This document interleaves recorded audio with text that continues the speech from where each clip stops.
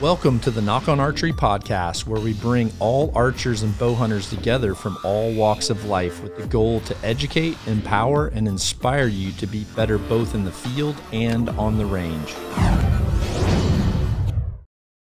All right, everybody, this podcast, I think there's going to be a lot of you out there that were waiting for this one because you wanted to know what Troy had to say about the recent podcasts on Truth About Arrows and the recent videos. So several of you were tagging Troy, and Troy did reach out, and he reached out. We had some very nice professional conversations, and honestly, what I've come to find out about Troy is he is a very curious person, and he's curious with a very limited background in archery.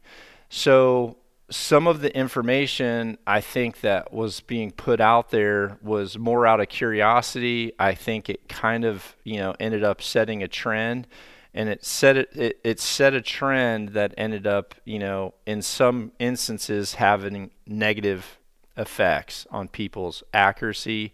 And some of that just comes down to cause and effect. And honestly, I kind of think of it as my son is, 6 years into his science degree in college, and the more he talks about the things that he's learning, the more I realize you don't know what you don't know, and it's not because you don't necessarily know how to know it. It's because some of this stuff just gets really deep and you haven't got there yet. So I wanted to have a conversation with Troy, reached out to him, and I just thought it would be an opportunity for you to honestly hear how the two of us communicate and hear our thought processes on some of this.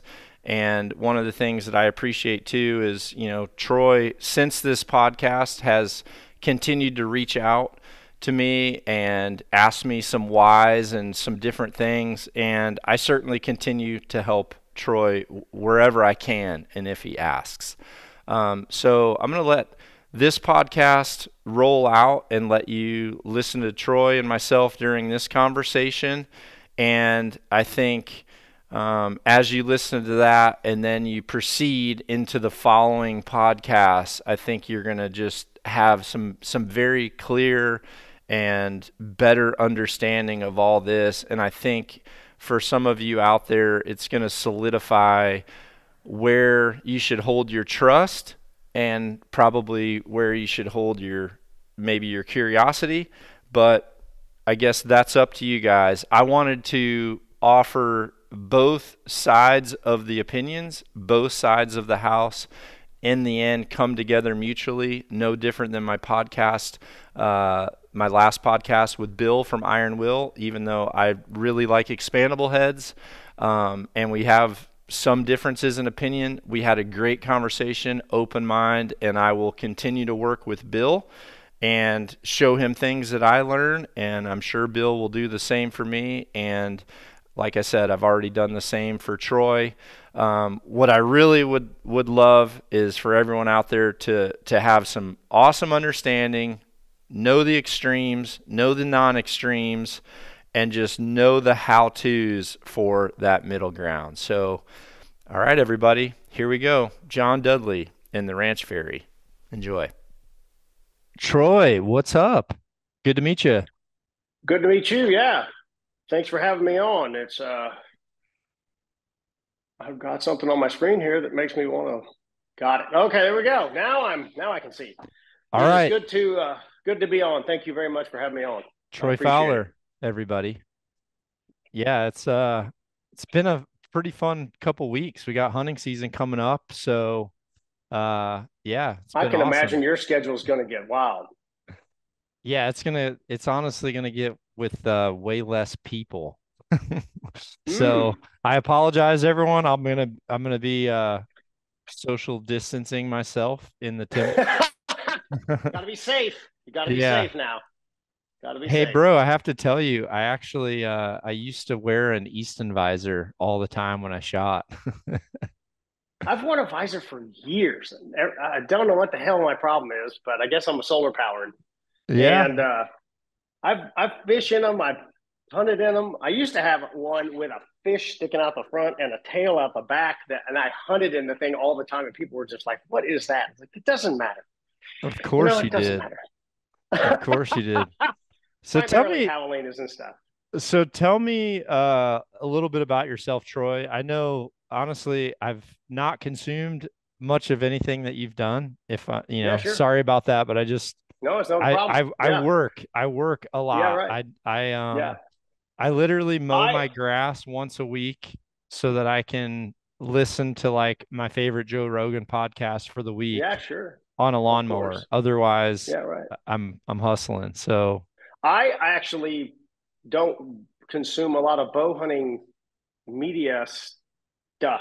I primarily fish. I fish a lot, and anyway, um, I I started screwing around with trying to figure out how to penetrate big ass feral hogs a long time ago. I killed a Pope and Young deer and like two. I caught a 9.6 tiger shark after fishing for one for. I caught a bunch of bulls and stuff. I'm kind of a weird dude, so you'll figure that out real quick. Caught a 9.6 tiger in 2005, and I quit shark fishing. okay. I killed a Pope and Young deer in 2008, low fence, legit kind of deal. Scored in the upper 150s. Stopped hunting deer. Coincidentally, I had children at the same time, so that takes the wind out of the sails a little bit. And but I never lost my love for hunting big feral hogs. So I got to the point that I let the piles of them pass. I'm just after Yeah. the big ones, and that's what I have access to. I've Yep. just started Western hunting 10 years ago because a friend of mine's a big Western hunter, and I started getting into that. But I never, it just wasn't anything I did. I fish a lot, and I bow hunted, and so I was having trouble killing them. I was shooting them, and I was hitting a lot of them, and I said, well, I don't know what else to do. I had every arrow platform on the planet. And so I started playing around with a little bit higher forward center broadheads and arrow platforms and learning to sharpen, like hand sharpen broadheads Mm-hmm. and actually and I think this is where I'd like to talk to you. I know I do. Learning how to get arrows to fly straight as opposed to it pretty much went there, right? Yeah. Yeah. You and I talked about it yesterday. I started exploring trying to get arrows to fly. Yeah. And I mean, I just bumped my arrows from 400 to 525, 550. I just put an insert in a 125 grain cut on contact, and I started wailing on them. Especially when I learned to better how to make an arrow fly straight Yeah. with a broadhead on it. And then I started whacking them, and now it's just if I hit them right there, dead. Like I back the camera up. If I hit them low and forward, I don't even wait. I just go out there and get them because they're done, right? Yeah. And this is deer feeder work. So I was struggling, and then it's really gotten better, and I started posting videos about it. So then I took it to another level. We have a ranch down here, and there's no wanton waste laws on feral hogs. Right. It's one of the few animals you can actually test on, like legitimately post it, show pictures. There's no laws. So you can't do that with deer and stuff. Like you can't continuously shoot them. We've been shooting head shooting stuff with dead feral hogs with broadheads, trying to break broadheads Yeah. and see what'll go through the skulls. If you can do that, it does pretty good on other stuff. So that's what I did. And I never expected any of this stuff to ever, I never expected to be talking to John Dudley. Let's just put it that way. I expected to have 2,000 subscribers. They say, here's this dork in a hole somewhere talking about single level broadheads and crazy stuff. And nothing was supposed to occur. I was supposed to be kind of left bass fishing. it got a little wilder than I expected. Right. Yeah, yeah. Well, I told you I was gonna call you Troy, and That's fine. I don't play down character names. I don't know if Yeah, that's a that's fine. character. I don't know the basis to it, but so where did you Yeah. what got you into archery? Like, where did you I came out of the womb with a bow and a fishing rod. There's no explaining it. BB guns with no sights. Everybody had the old Red Well, did Ryder you when have a you're eight Red years Ryder? old. Did you have a Powerline 880? Oh, I had an 880, and then I really went off the deep end. I now have an RWS Me too. recoilless, like Me a too. badass one. They're so much fun to shoot. I Yeah. haven't got into the PCP stuff yet. I I just haven't don't want to. either. I haven't either. Yeah, But I just have a recoilless, RWS, and I love the precision of stuff. And then I've fished my whole fishing and hunting have kept me out of a lot of trouble. I have a lot of energy now. When I was 25, I was a nightmare. Like I was really, really high motor. And thank God there was fishing rods and bow and arrows yeah. because I'd probably be in jail. I was going to be doing something. Well, It just may yeah, not I be did go to productive. jail with both those things. I went to jail once, but it wasn't a Yeah. major thing, right? Yeah. So Well, I came out of the womb like that. so in 2008 was that your first deer kill or was that Oh, your, no, no, I shot a okay. bunch of them. I That just was killed your a Pope and first Young Pope and deer. Young? Okay. Yes, sir. So where did you like what was your local shop and talk me through like kind of what was your knowledge base and when did you start to turn towards, delivering information? Um, I've been going to archery country 4 owners ago. Oh, okay. With So Susan and Bill? I've been in Austin for 25 years. With Susan and Bill? Before that, Jackie Hopper. Oh, wow. Okay. Oh Yeah. yeah, Jackie Yeah. was a oh I wow, never that was a hard I shit. didn't know him, but I was Bill and Susan's rep late 90s all through the early 2000s and then Yeah, I helped Susan when Bill passed. So, right. Yeah, I would do all um that. I was there when they were there, and then so I would just I was shooting a Matthews switchback, which I still own three of them because it's awesome. Those things will shoot anything. They're wonderful for like beginners and stuff. I just love to put them in the hands of people who've never shot a bow and arrow because they behave, right? hey dude, And look on your limbs. There should be a built by sticker on there. Like imagine if it had my could it say initials on it. Dudley on it? JPD, it could definitely say. Well, I will look. That would be awesome. Yeah, during like really busy times of year, there was Uh-huh. even though I was in sales, I would go down Mm-hmm. and build, and especially during like product launch time, it was like all hands on deck for trying to build. Sure. So Sure. like, So I just would go to the shop and whatever they told me, I would do. okay, And I was shooting, 400 spine arrows, shooting 60 pounds, 65 pounds, sometimes 350s. I had mechanicals, I had tongue contacts, I had, you know, I'm old enough that the Thunderhead was a thing. Like the Thunderhead showed up and we were they're like, timeless. wow, the They're Thunderhead. timeless. Yeah, those are Right. timeless. So that was my experience. And because I started, I mean, I'm hunting at a deer feeder and I know the distance. Right. And I started struggling killing big ones, like 200, 250 pound animal pigs are really, really different targets to shoot than a deer Right. or something. And I didn't have any help. This is pre-internet and or big internet like we have now. And I guess I just didn't have anything to lose by reading Dr. Ashby's study and starting to implement some of the stuff that he was talking about. I didn't, if I'm already not succeeding at a 90% level, shooting at something right there that I know how far it is, this isn't stalking, elk. I was like, what the hell do I have to lose? And I just ventured off on my own. And I cobbled together arrows and shot them around and broke a ton of stuff. And so I guess I'm kind of a grassroots and stubborn person. I'm a very Yeah, tactile learner. me too. And so if I can put my hands on it, I get it. Yeah. So have you ever had proper archery technique training? Oh Like I know hell no! you're in I'm the like every no. I'm like yeah. I have had somebody teach me how to shoot a shotgun proper, which is crazy. Shot the Okay. triggers out of my shotgun, and I was taught how to shoot a shotgun, but I've never been taught to shoot a bow. I am Joe Lunchbucket. I am not. I'm like 90% of the world, right?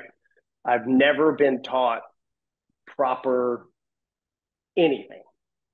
Well, do you feel Anything. like I'm gonna play devil's advocate? Sure, Okay. go for it.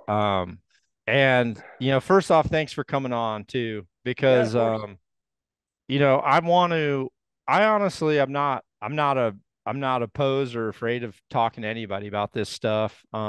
Sure. I just had a great podcast with Bill from Iron Will. Hmm. And I'm not, and I shouldn't say I'm not a fixed blade person. I love fixed Hmm. blades, and I think fixed blade heads are the most penetrating thing you can put on a Hmm. arrow. But I also Hmm. know that I can get away with, chopping stuff in two. So that's what I personally elect for. Yeah, So sure. we had some great discussions, and Bill's doing some testing too at a college. So I kind of wanted to cross-reference some of the testing that he's doing, whether it's true aerodynamics or whether it was, mechanical type studies, or whether Sure. it's fact based and just based off truly tracking the arrow, or if it was all like computer generated, which sometimes can Hmm. be good, sometimes it'll put you on the right path, like, oh, okay, I we tried this and now this happened, the computer thinks it's this, let's chase down that road some, and then all of a sudden we start to learn something. So I don't know a lot about you, if I'm honest. I know, like, sometimes I ask people why. People will come up to me, they'll have a certain setup, or I'm at an archery shop, and Hmm. obviously I hear discussions. So there, a lot of them have been secondhand information. Um, Hmm. and then I've seen one picture of you shooting. I don't know if that's how you shoot all the time, but I would definitely want to work with you, if I'm That'd be honest. great. I wish I was taught. Yeah, That'd be yeah. great. I think I see what one of the things that I really have progressed career wise is just I did a lot of things wrong to begin with. Honestly, I used to have a wrist strap. I had terrible form, and Hmm. luckily I was pointed down some certain roads. And then for me, Troy, once I was able to actually shoot well enough to like see cause and effect, then it Hmm. really started to open up different doors. Yep. And honestly, I personally never really like I wouldn't have broadcast it publicly if I hadn't have tested it. And that's probably, and who knows, if the internet was around when I was young and I was, you know 18 and sleeping next to Hmm. my truck at these shoots, I probably would have been YouTubing and talking all kinds of, well, I mean, I shot. Hell, my rookie year, I shot 26 13s with 1.25 four-fletch vanes, a Hmm. G-knock that was fitted in the back of those from Yeah, a absolutely. Delrin bushing, and 30 grain points, dude. Like that was me with what and I was just trying all kinds of different stuff. Yeah, But you I and I also have that in common. Yep. but I also started to realize, like, the cause and effect of the different things, and then kind of find the middle ground. And really, Yep. that's what I want. I love the fact that you are, a grassroots person. The reason I go to Total Archery Challenge events is those are my people. I love grassroots archers, and I want nothing more than to help grassroots archers. I personally feel like a lot of that first is going to start with the person and making sure that they can actually repeat themselves. And then you have the ability to try tons of different things and see it happen. So, Right. what kind of started you down the route where I mean, are you just like curious with the stuff that Yep. you say? I mean, Yep. do you worry Super about curious. people taking it to the bank more so than, I mean, because what I'm worried about, and what Hmm. and really the reason why I'm like doing this whole series, is I feel like some people don't know that it's curiosity, and, like, what happens if we hold a lighter up and spray paint at it, like Hmm. that's the kind of curiosity stuff I did. But I think there's people now that are like taking this stuff as 100% accurate. And I see people going backwards on some of this information because, Sure. um, well, I'm surprised you're not bow fishing, dude. Like, some of the arrow configurations you're building would be perfect They'd be for awesome for bow bow fishing. fishing. Yeah, they would Yeah, I be. don't have the boat. I used to have a friend with a bow fishing boat and it looked like a goddamn UFO going across the water. Super fun, but Get a haven't done junky that in a one. They'll long be. time. I need to, man. I just need more hobbies. Everybody's trying to get me to fly fish. I am not doing that, dude. Oh my god, I'll spend so much money. I'll be divorced. You It need would to be bow awful. fish. You need to bow. I You do can need to buy. You bow can buy a fish. shitty boat because you're gonna power wash it. It's gonna have. It's gonna have eggs and blood in it. Yeah, So right. you can have a crappy boat and honestly, the arrows you're building and the bear shafting is perfect for bow fishing, dude. You're That's in right. your. It's a perfect thing. My That's arrows your aren't quite that spot. heavy. That's your spot. All right, we figured it out in this podcast. So, uh, do you want to ask me questions? I don't really know enough about you, and I Mhm. don't want to make assumptions. I just, Yeah, sure. I want to help everybody, dude. And if you're a grassroots bow hunter, like, Yeah. listen, at some point, I promise you, when I'm in Austin, I will give you a private lesson, like a full detailed lesson. I'll work on you Please with your do. technique, Yeah. Yeah. 100%. Because honestly, I think like that's the first step. If I'm gonna like listen to something that you say and value it, Hmm. I'm gonna want to be able to see you do that. But I would love to do that first. But do you Oh, have I any? I am super curious about learning it all. So That's great. my philosophy is I'm here today, and I better damn well get smarter tomorrow. Okay. And that's one of the reasons why I've done some of the stuff I've done. I've gone out and you don't spend. Most people who watch my stuff don't realize how many hours and hours and hours I've spent. I have a range and a ranch right here, 15 minutes away. I can go hunt on, and I have a range out to 50 yards, and I can just sit out there and break stuff. We buy pig scapulas from a butcher, and we put them up on foam and sit Yep. there and blast at them with everything, mechanicals, light arrows, heavy arrows, and 90% of the time it never makes the cut. Like there's nothing to film because we go shit that didn't work, or or now we have nine more questions and that was the wrong test Yeah. because what you got, it's not that you're trying to forecast the results, it's that you didn't see the results. You what you predicted, and then what happened, you went, oh wow, that, and all of a sudden you go that way because Yeah. you're not. The best thing for somebody who thinks they have a scientific mind is not to set the premise and decide what's going to occur and try to prove that. The best thing is to have a premise and then allow for what occurs. Yeah. Like downrange drag blew me away. Oh I got a yeah. lab radar, Yeah. and the amount of drag and One of velocity these. loss, yes, sir. Okay. The amount of downrange loss in velocity for arrows out past 60, 70 yards and the corresponding kinetic energy that is dumped past 60 Yeah. is terrifying for bow hunting. Yeah. It's usually about 66 yards is the crossover. We're Yes, sir. think. Yeah. Yeah. That's And we're think. it starts to get a little wild on thinking if you're ever going to stick the arrow through anything if Yeah, you for assess the sure. animals. For So sure. yeah, I do have a couple of questions I would like to ask you, and I would love to be taught how to shoot a bow and arrow.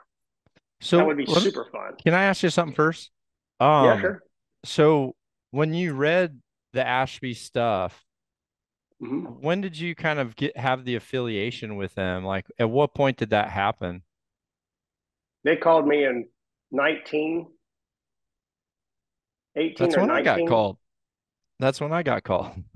And well, they hadn't made the foundation yet, right? And so now I'm affiliated, but I was an original board member. Okay. And then I got some opportunities to actually, instead of spending my own money, make a little money. And I said, it's not right for somebody who's making money out of the archery industry to work as a board member on the foundation. Right. I felt like that was not proper for me to do. Yeah. It's a nonprofit, right? Right. So I talk to Ed all the time. I work with them. We do talks, all that stuff. But I'm just not on the board Okay. anymore. I was on the board for about a year. I got a couple of deals done, and I just said, if it's a nonprofit, it's not the right way to go. It's just Yeah. the way I roll. So I I talk to Rob and I call Ed all the time, and I ask him. He knows. Have you ever done a podcast with Ed? I haven't. I haven't. You, I'll give you his number. You ought to call him. He is the nicest damn guy you've ever met. He is, and the knowledge base. He was that original tester for the X bullet, Yeah. professional hunter. Like, get him to tell you some wild stories Yeah, I'm about definitely Africa familiar with in the him. old days. That I'm guy's definitely awesome. familiar. But I guess So back to the is his back injury what kind of prevented him from actually being able to duplicate this same type of study that he's done, but with a compound bow? correct, correct. He got hurt that bad. Okay.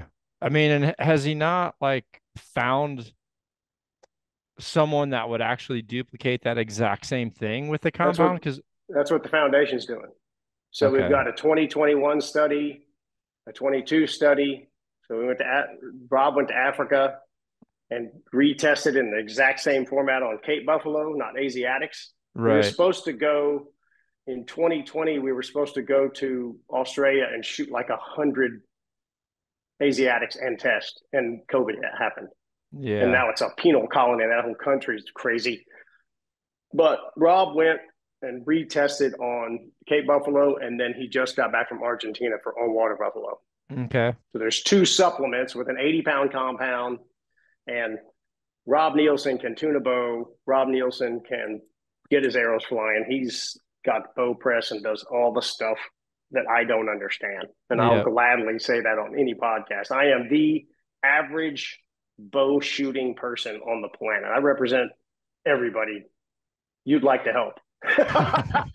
And there's For only one of sure. you, Yeah, right? for sure. So that's where we're going with the foundation. There, you're unlikely to see a trad bow show up, Yeah. but that study was actually a formal white paper for the African government to assess the lethality of bow and arrows, Right. Yep.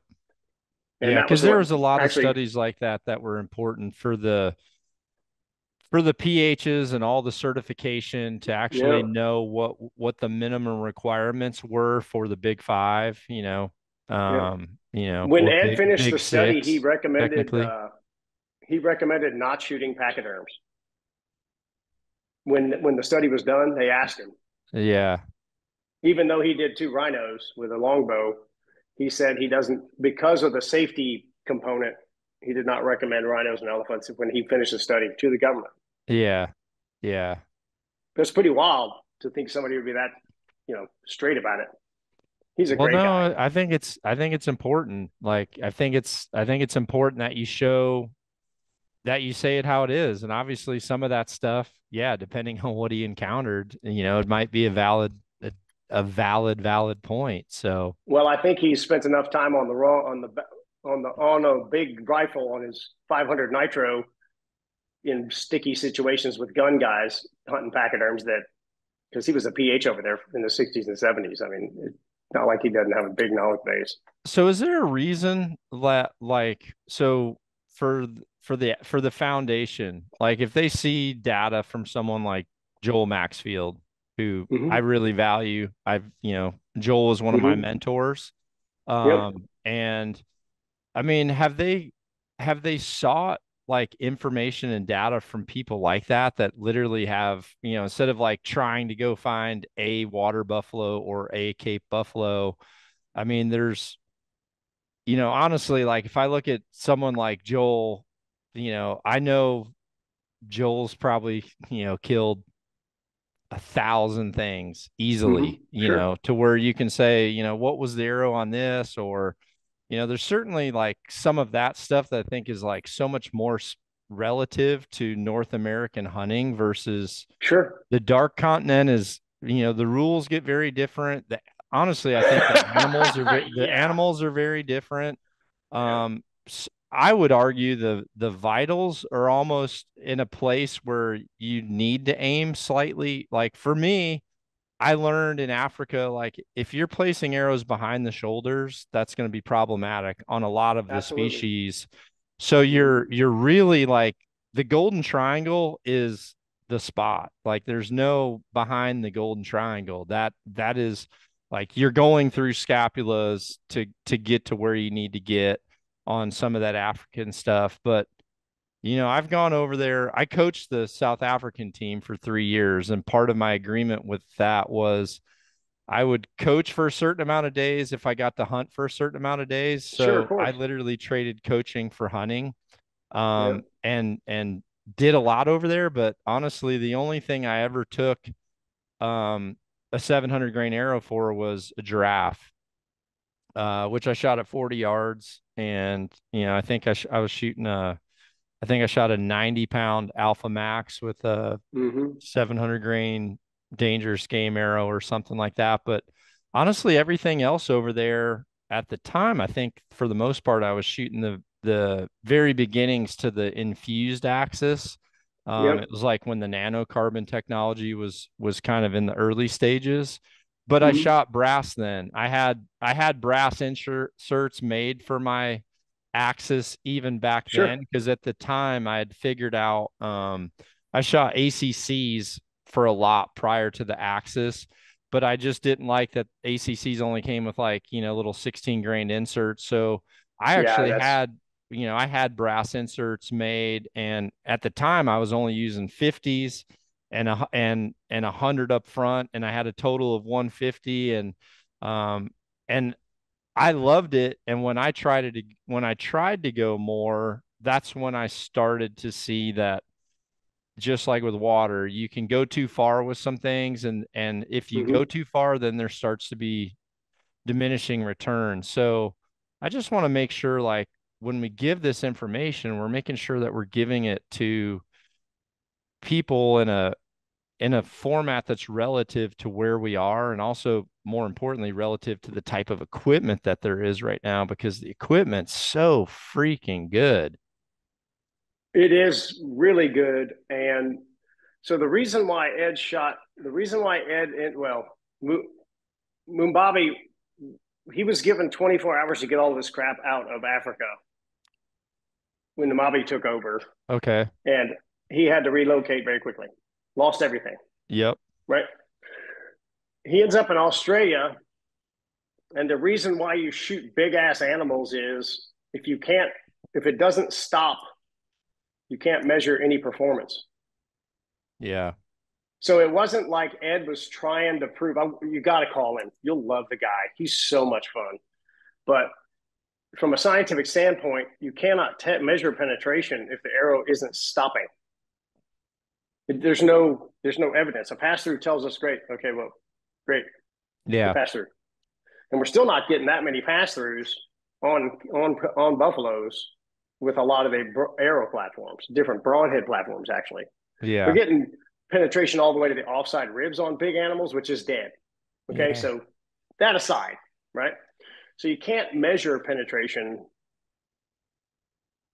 when it's a 4 or 5 or 6 inch difference when the target isn't 2 feet wide. Yeah. Yep. That's why, from a scientific standpoint, why he chose to go do the Asian buffaloes. Plus, there's bunches of them.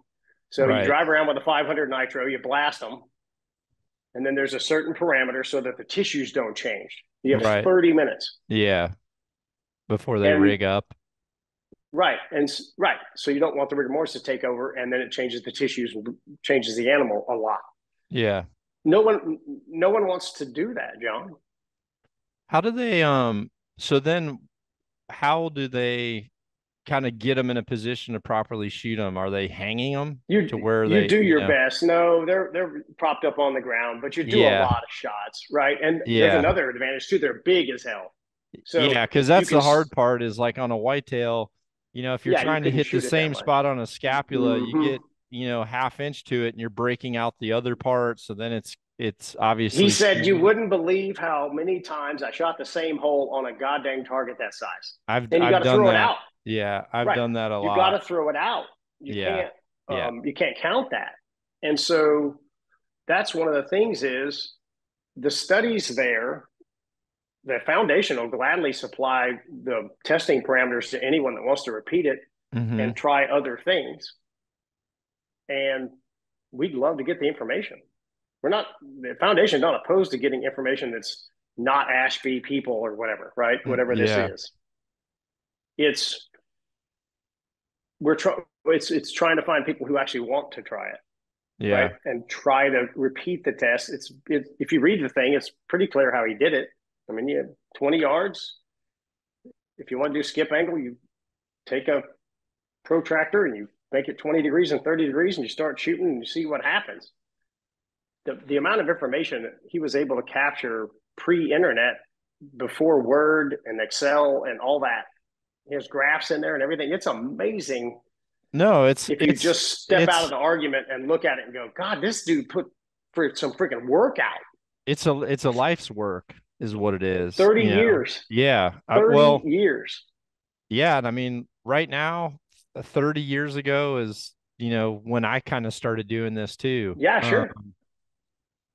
Do you think that chart is fair right now? The chart that I've seen a chart, and honestly, when I Mm-hmm. look at it, I'm not even adequate. And uh, I mean, I know that I'm adequate. So do you feel like what I would love, and I don't, and this is totally up to the Ashby Foundation. I think it would be amazing if people could actually submit data. And I don't know which podcast I said this on. I would love to have a chart like that to where the average person could have real information of, Mm-hmm. okay, I'm a 27-inch draw, I'm a 60-pound archer. And you know what? If like Wayne Endicott from the Bow Rack says, listen, my wife's killed 50 animals with those exact same specs with a 420 Mm-hmm. grain arrow with this broadhead, we've had no Mm-hmm. issues. Like I almost feel like I'm not fighting for a middle ground because I feel like it's more than a middle ground. I feel like for some reason we went to no one really knowing and just trusting the shop, and no one cared, and they just got what the shop Slung gave around, them, whatever. Sure. to where now the people that honestly are average Joes, but they're trying to do something that I know even myself would struggle. Like I've built 4 buffalo bows in the last 4 months. Okay. All of them killed buffalo and passed through buffaloes. Uh, most Pass of throughs, them, all of them. yeah, I think so. I That's can look up awesome. some Good for pictures. them. No, I don't need to see the pictures. But That's but all awesome. but all but the broadhead they chose Mm-hmm. was for the purpose. It'd be like, for example, when I was over there, um, so like you've seen like German Yeah, sure. Kinetics, Silver Of Flames. course. So they had Yeah, something, absolutely. similar like this. Yep. And, you got a FMJ dangerous game with 75 grains in the front, Mm-hmm. 150 head, 200 grain head, and you're Yep. not taking a very far shot. And obviously it is the size of a damn hippopotamus, right? Yeah, there's a lot to hit there. Yeah. So I mean, that is just such a different thing than anything we're talking about here in the US, unless you're going for a bison, really.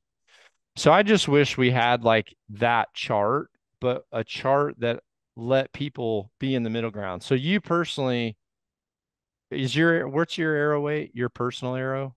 My standard platform is a completely bare shaft tuned, knock tuned, every one of them. 250 spine, runs about 600 grains with a 200 grain broadhead. That's my Okay. normal everyday arrow. And then I got the chance to go nilgai hunting last year with Giannis, and I was running 715, but I don't shoot over 40. So you and I have discussed I have terrible form, Mm-hmm. and I won't shoot over 40. Yeah. I just won't. I just Yeah. don't. Yeah. So it was a very practical arrow, and I was not intending to shoot 40 at a no guy. I was going to either get close because I know I'm not that good a shot that far out. I don't know if it's form or just me. I don't practice that far, so it was irresponsible of me to say, "Oh, I'm backing the thing out to 70 and I'm going to launch them." I don't think that's for Some of your average arrows, you're people. not You're going to not. get 70. No, I Well, got that. I you hear you. actually will because your peep height, just Of based on course. your anchor position, your peep height's pretty high. But yeah, your technique, like if I were to look at you, I'd say like you're definitely setting yourself up for some possible red flags. Like I would be Yeah, like, sure. I have no this will doubt come about it. back to bite you. This will come back to bite you. Because if Yep. when I Yep. shot that way, which at one time I've shot similar to that when I was self-taught, Hmm. Yep. yeah, I've kind of learned the things that made the mistakes. But no, I just some of that stuff I've just been really curious about because it seems like sometimes we're having to, debates or people within my feed or DMs are having debates on Hmm. some of these arrow topics, or they'll say, well, I don't care if my arrow has that much cast because I'm only shooting 30 yards or less. Sure. But, for me in a whitetail scenario here in the Midwest, I don't get to, especially a lot of these people that want to go out and they want to hunt out of a tree saddle. They're not out there Yep. trimming lanes or doing anything of that. Hmm. The flatness of that arrow is really important. When you go into a naked spot as a public Yep. land hunter and you're going to climb a tree and where the foliage is where it is, you're definitely picking more lanes and cast just starts to become problematic. So, Well, that assumes that there's no sticks in the way, or right, low, or high, right? right. It assumes they're always above the travel of the arrow. So Yeah. that's a hard one. I've talked about that a lot with a lot of public guys because that's not something I've done a lot of, and I can't make an assessment on that because that assumes the lane is always in the favor of a flatter arrow. And there's old stories of Fred Bear drawing three quarters to lope it over a rock and kill sheep and stuff. I don't know if that's true or urban legend, but we'll go with that. We'll say I've that was I've true. He's I've gone. shot stuff I've shot stuff 3/4 draw with the compound before just Yeah, because sure. that's That's what it took. Yeah, well, sure. sometimes that's as Yeah, far as you can get it back. You got to look down the arrow yeah, right. shaft. So what's some of your questions? What do you got, Troy? I've not shot much 3D or competitive at all. And Me either in do 20 most years. people? Yeah, right. Okay. Comparative analysis, Okay. zero to a lot. Okay. Are the does do most of the competitive folks on spots and 3D shoot the same bow that they shoot hunting? No. What No. are the differences? Well, so and I'm pretty fortunate. I'm fortunate and unfortunate in the fact that I get I'm I have like severe ADHD. I like Yeah, get you and bored. I are the same in that, I brother. yeah, I get Hmm. bored very fast. Which Right. is why over the course of my career, I actually competed in 3D for a certain amount of time. Then I jumped into indoor. Then I jumped into outdoor distance, and then I jumped into Hmm. field. And Right. where I settled with field was actually my more favorite because of the technicality and Hmm. your technique really starts to become so critical when the angles and everything start to become a lot more hunting like. But the target side with the long distance stuff, that stuff really helped me learn long distance projectiles and cause and effect. A lot of these Hmm. targets came from that era. Yep. Indoor shooting was very different, especially coming from 3D. And so here's why. All four of those formats, there's a different topic that is critical to how you're going to perform in that. For 3D, 3D was an unknown distance game when I competed. So No we were lasers. Right. yeah, you couldn't take any rangefinders out. So Yeah. Right. a lot of us were chasing speed at the time because bows weren't Hmm. near as fast then. So we were chasing speed. So we had to do a lot of playing around with large diameter shafts, light point weights. Our FOC sucked, like Yeah. Right. no doubt.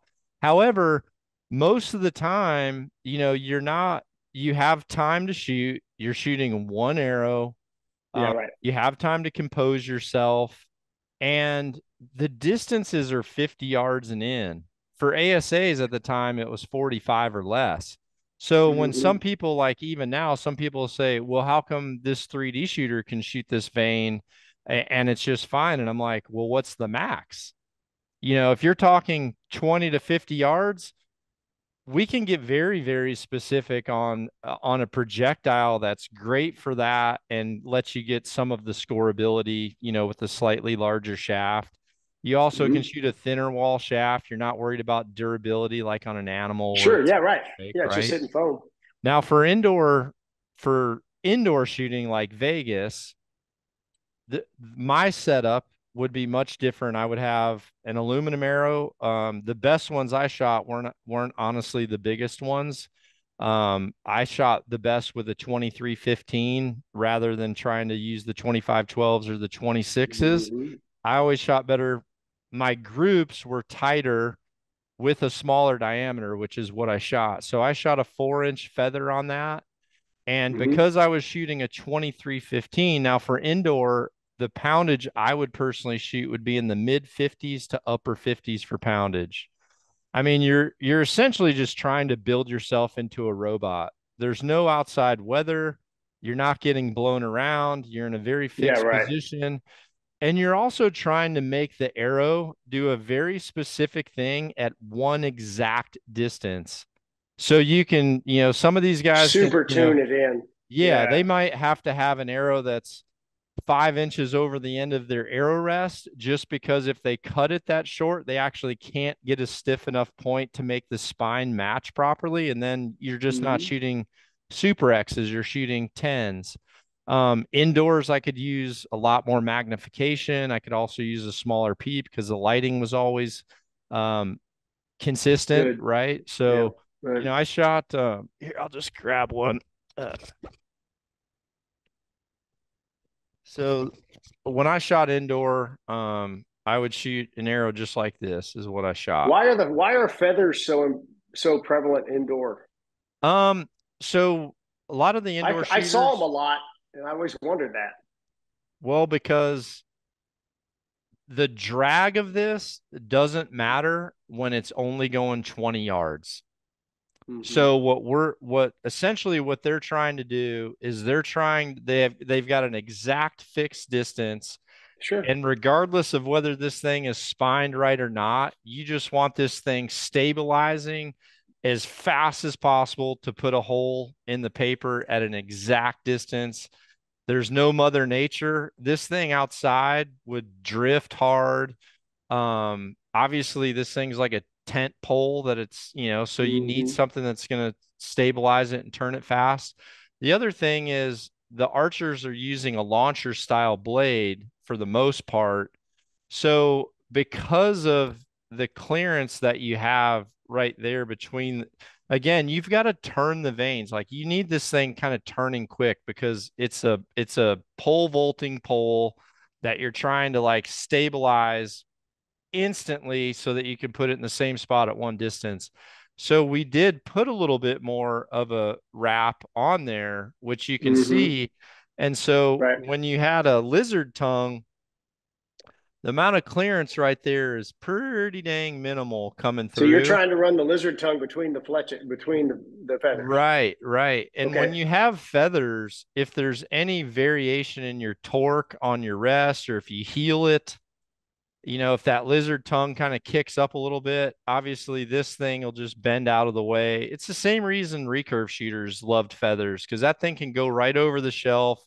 They'll lay down flat and they'll go through. Whereas if you have a vane and contact a launcher, it's well, the stiffer it is, the worse it'll be if you contact it. Whereas if it has give. So for the indoor I shoot setups, feathers all the time.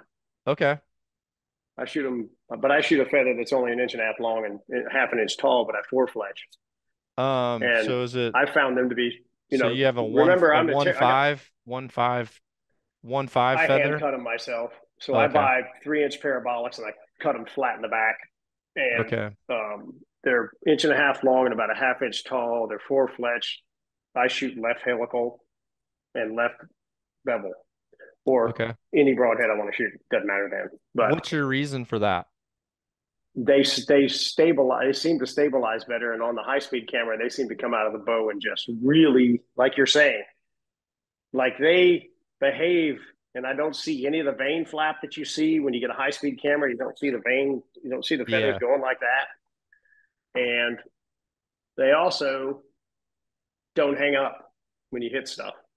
Right. They fold down when you hit an animal. They fold down just like they do when they hit the tongue or hit the side of your recurve or et cetera. Right. They tend to keep going. Yeah. I mean, the headshots have really confirmed that when you start blasting pigs through the head trying to break broadheads for companies, and then you shoot one with feathers and it goes 30 yards past, and the other ones were hanging up on the veins. It Yeah. was just like, wow. I mean, why not, right? And Yeah. they've always shot great for me, so I just hunt with them. Well, I'm going to continue on your question. So But the once, bows themselves oh is yeah, was my question. Are they longer? Or are they more forgiving? Are they generally softer shooting? Or do you just shoot a 28-inch bow like you hunt with and go sling it around? it's changed a lot over time. The big Mm-hmm. differences that I'll tell you is because people are shooting lower pulling weight, they Mm-hmm. typically on an indoor target bow, they're going to shoot a heavier holding weight, so they'll have less let off. Mm-hmm. Uh, because if you're only shooting 55 pounds and you go and shoot a 90% cam, Yeah. you just don't You're have right. much back there, For Yeah, and sure. your torque is kind of magnified. And usually with indoor shooting, people are going to have like a 30-inch stabilizer. They're going to have some rear weight. So, having that extra holding weight just kind of helps that ratio for Oh, being you mean able to it'll be a stay on point. 50% let off? It'll Huh? be like a 50% let off or something. It won't be Usually 90. It'll be 65, 50%. Yeah, right. 60, But I 60 to understand what you mean. 65. Okay. Yeah, yeah, yeah. Yep. I understand what you mean. So they'll have Because I that now. see my friends who shoot 3D serious, or at least proclaim to, Yeah. tend to have longer bows Yep. and they seem to be more forgiving bows. Like, just, I don't know that much about them. I do know that I have a 34-inch bow that I hunt with, and it is so stable when I pull it. I mean, you just come back and the thing's like a rock. Yep. And then I've got some bows that are pushing 29-inch axle to axle, and they just wave around. They seem to wave around more. But it Yeah. seems to me, from observing at 3D tournaments, and I do appearances and talks and stuff around here, that the bows those guys are shooting are completely different from the hunting bows that we're hunting with. And that's just me looking at them. I'm Right. not put my hands on them, right? But they seem longer. Yeah. The cams don't look as aggressive, Right. and it's like a different animal. Yeah. Typically in the past, and this has changed, but at one time there was kind of a stigma on a short axle to axle bow wasn't as Mm-hmm. forgiving, but at that time, a short axle to axle bow also came with a very short brace height, and our cams Mm. used to be much smaller. Yeah, So right. I remember yeah, the so Aspen models. when you'd pull Yeah. back and you have a small cam, your string angle would be very sharp. Now Mm-hmm. with the taller bows or the longer axle to axle bows, when we had those smaller wheels, you needed that so that it would open that triangle up a little bit. Mm-hmm. Now, on a lot Mm-hmm. of the new ones, like for me personally, the string angle on like on my Levitate, which is a 32, because of this E2 cam and where it pivots and where the string is coming off the cam, even when it's at full draw, it actually feels more like what a 35-inch bow would have felt like back when I Mm. competed. So I'm able to be shorter, but really it's the string angle. Like on this draw board back here is normally I'll draw a bow back, and somewhere in here I've got an actual board that has my string angle. So I really try to find a bow that matches my string angle because then it matches my face. So I don't really pay attention to axle length in regards Mm-hmm. to target shooting, but one thing I will definitely tell you that affects accuracy, regardless of whether it's a tall bow or a short bow, what I found to be the critical component to accuracy is when the string angle gets sharp enough to where the distance from your eye to the peep gets further. So imagine like having a scope where you're trying to like hold it way out Mm-hmm. here. You know what I mean? Mm-hmm. So there's definitely a distance from your peep to your eye to where, your front sight, rear sight alignment is more attainable and more repeatable. And once that peep has to be so high in your string at rest, because of how sharp that angle is, when Mm-hmm. that distance gets further, it just gets to be less accurate. So the axle to axle is actually measured from the middle of the wheel It's measured of the from the cam or actual whatever. axle. It's measured from the Right. axle on the it's so axle to axle length is always going to be measured That's what I from the always thought. axle. But you can cheat it with the cam being taller, Yeah, then it because acts like it's longer.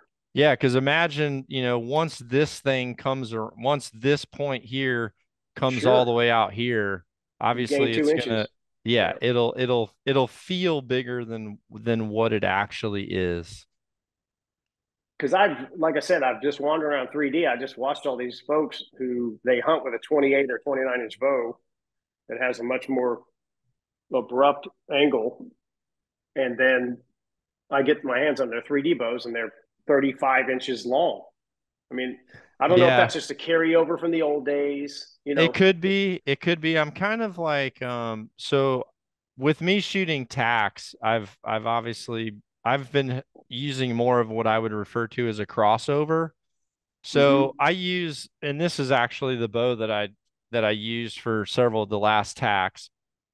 So really the only thing that would be different between this bow and what I would hunt with is I wouldn't use a rear bar. Um, Mm-hmm. I just don't want that in a hunting situation. My sight is actually exactly the same. My rest is exactly the same. The difference is this peep sight is a little bit smaller because I'm not like in a low light hunting blind situation. So I've reduced my peep sight just to help my accuracy some.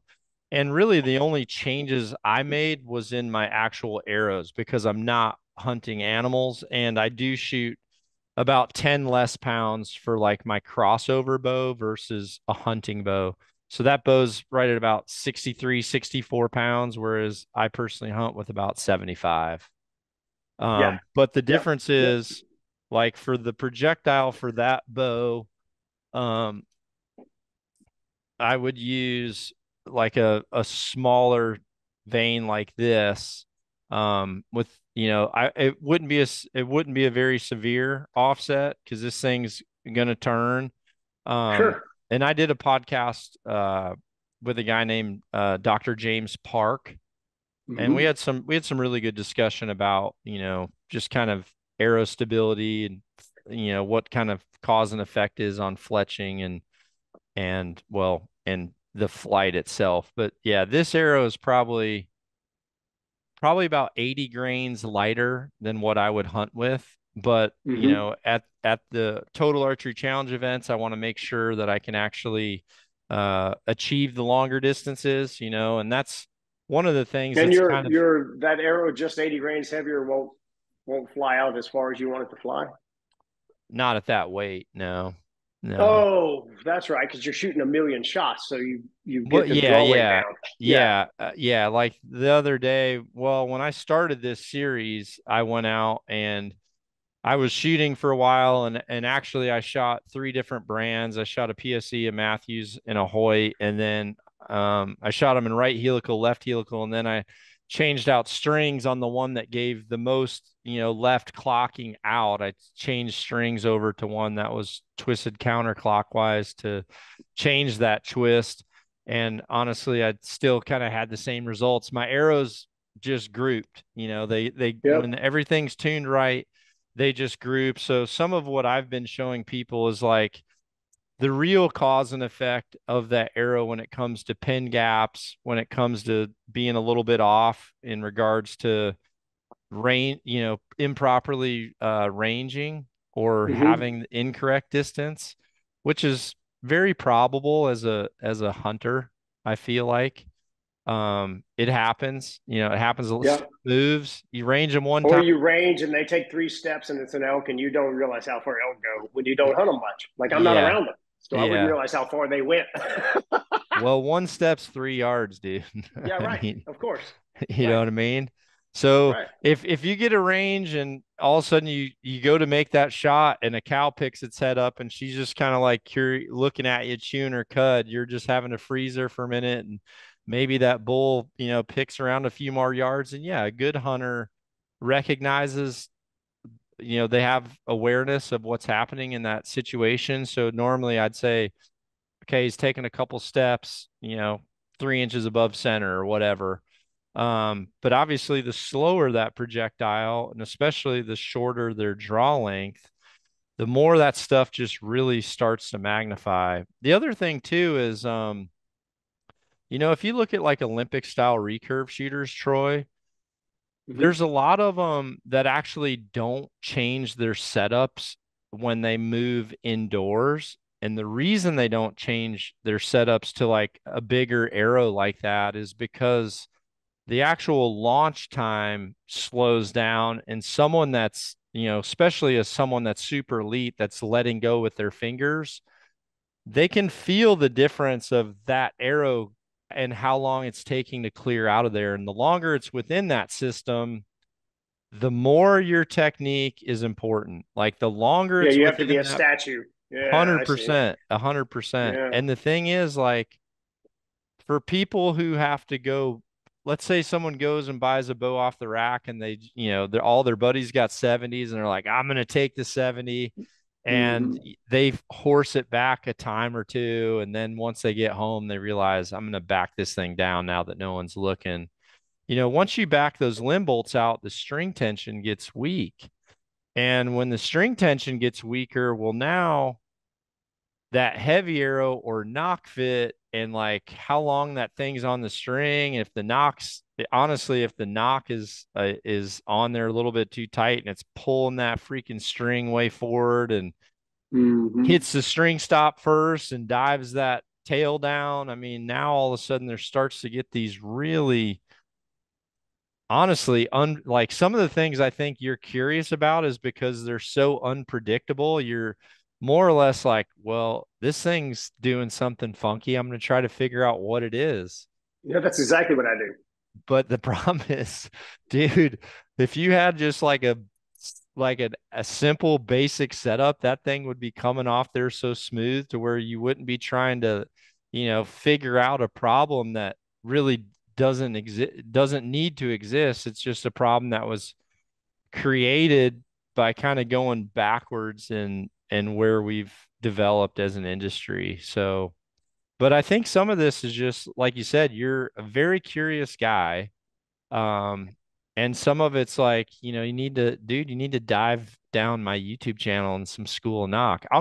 Listen, I told you I will personally give you lessons, dude. That There'd would be be nothing awesome. better than for someone to see you shooting and be like, who the hell, that can't be Troy.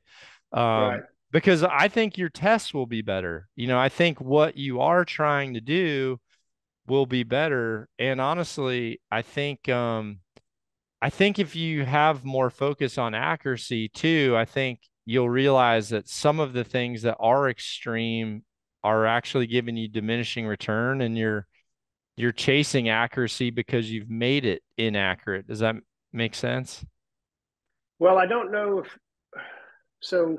One of the things that's baffled me about the channel is I have laid out. So I realized that 90% of bow hunters are me. We've been given a bow, and our uncle had one, or whatever, and here we Yep. are a decade later, and we haven't had lessons from you or anyone, Mm-hmm. right? And there's not a lot of shops I don't know that have good shooters in them that are willing to spend the time. Um, and that's on me because I never asked. Okay, fair enough. You definitely But have a good shop. we have And one of the best and shops on the planet. Those and you guys are have great. league night. So Right. I'm So gonna listen to you but disagree. that's fine. So I tried to figure out how somebody like me gets arrows to fly as accurately as they can in their backyard. No bow press, You two want me to hours from a tell you? You shop. want me to tell you the most simplest of all? Sure. Knock point at 90 degrees, center shot at 13/16 from the inside of the shelf to the center of the shaft. That'll outshoot what most people, and honestly, if you just follow a spine chart, like that'll outperform most people and their abilities. It honestly will. It's like I grew up shooting bales of hay and paper plates. If we could hit Sure. the paper plate 4 out of 5 times, we got to go hunting that morning. We'd all go out there and shoot. And really, the only reason why you'd miss it is if you got nervous that you were going to miss it. Like, don't miss the plate Sure. and not be able to go. Um, I would psych myself out more than anything Sure. else, which is, true in life all the time. But honestly, like if an arrow clips on the string and you have no slop up and down in your knock position, it clips on there. I mean, listen, back when I started, you could squeeze 2 brass knocks on your center serving, put your Scott Mongoose underneath the arrow knock, Hmm. and and honestly, if when the string angles got tight, you might have to put a little eliminator button underneath your arrow knock. But Had all dude, that. Yep. there's a lot of people that shot 300 rounds in Vegas with setups just like that, and there still is. There still is, but like you could literally just do that. And that is what I do. I mean, I can tell you right now, I built a black bow that I shot this morning. I don't know where it is. But this morning I built a black bow to shoot 3 different types of arrows out of it. And just to show without moving anything, they were all touching at 60 yards. You can watch that if you've got I Instagram. will. Yep. Um, and all I did for that was I, put my rest in an up position. I honestly I did it with the 5 millimeter shafts, even though I shot a 5 and a 6 in that video. Um, Yeah, but if you tune a 5, a 6 will fly because it's inside it. That's awesome. I've done yes, that with micros. I've tuned with micros and then everything shoots because it's inside the shaft, right? yeah. So Smaller I diameter. literally put the arrow rest up. I'll put this thing at 90 degrees to start, which, when this thing is up all the way, it'll be, Hmm. it's so I put that at 90. And then if you're looking down this thing like this, Hmm. I'm pretty much when I look down my string and down the arrow shaft, that thing is running right down the center of my stabilizer the whole way down.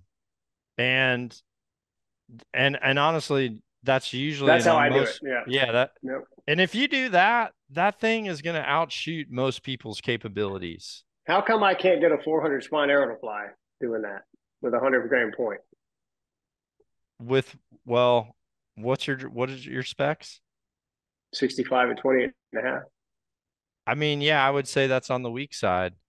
Just I get know, but just that there's a lot of shops that prescribe that for me to hunt with. you know what? You're right.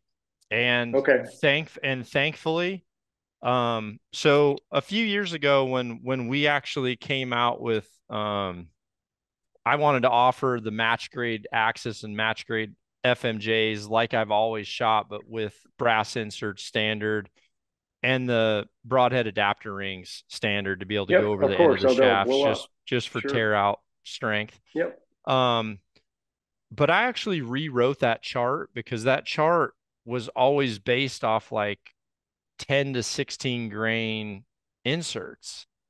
And the other thing was those charts they had different options for like cams, like soft cam, hard cam, medium cam, hard Sure. I cam, remember the chart. Yeah. but Recurve no way one over here. really knew.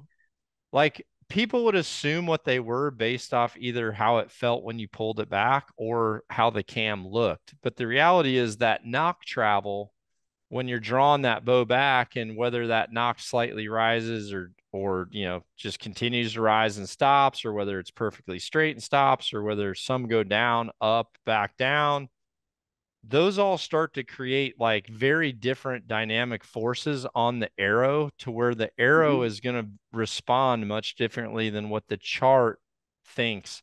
And the other thing is on some this could be a potential problem like for you, Troy, because when you start to get at the very bottom end of a cam's, like, I guess, normally like they'll go from, let's say, 31 to a 27.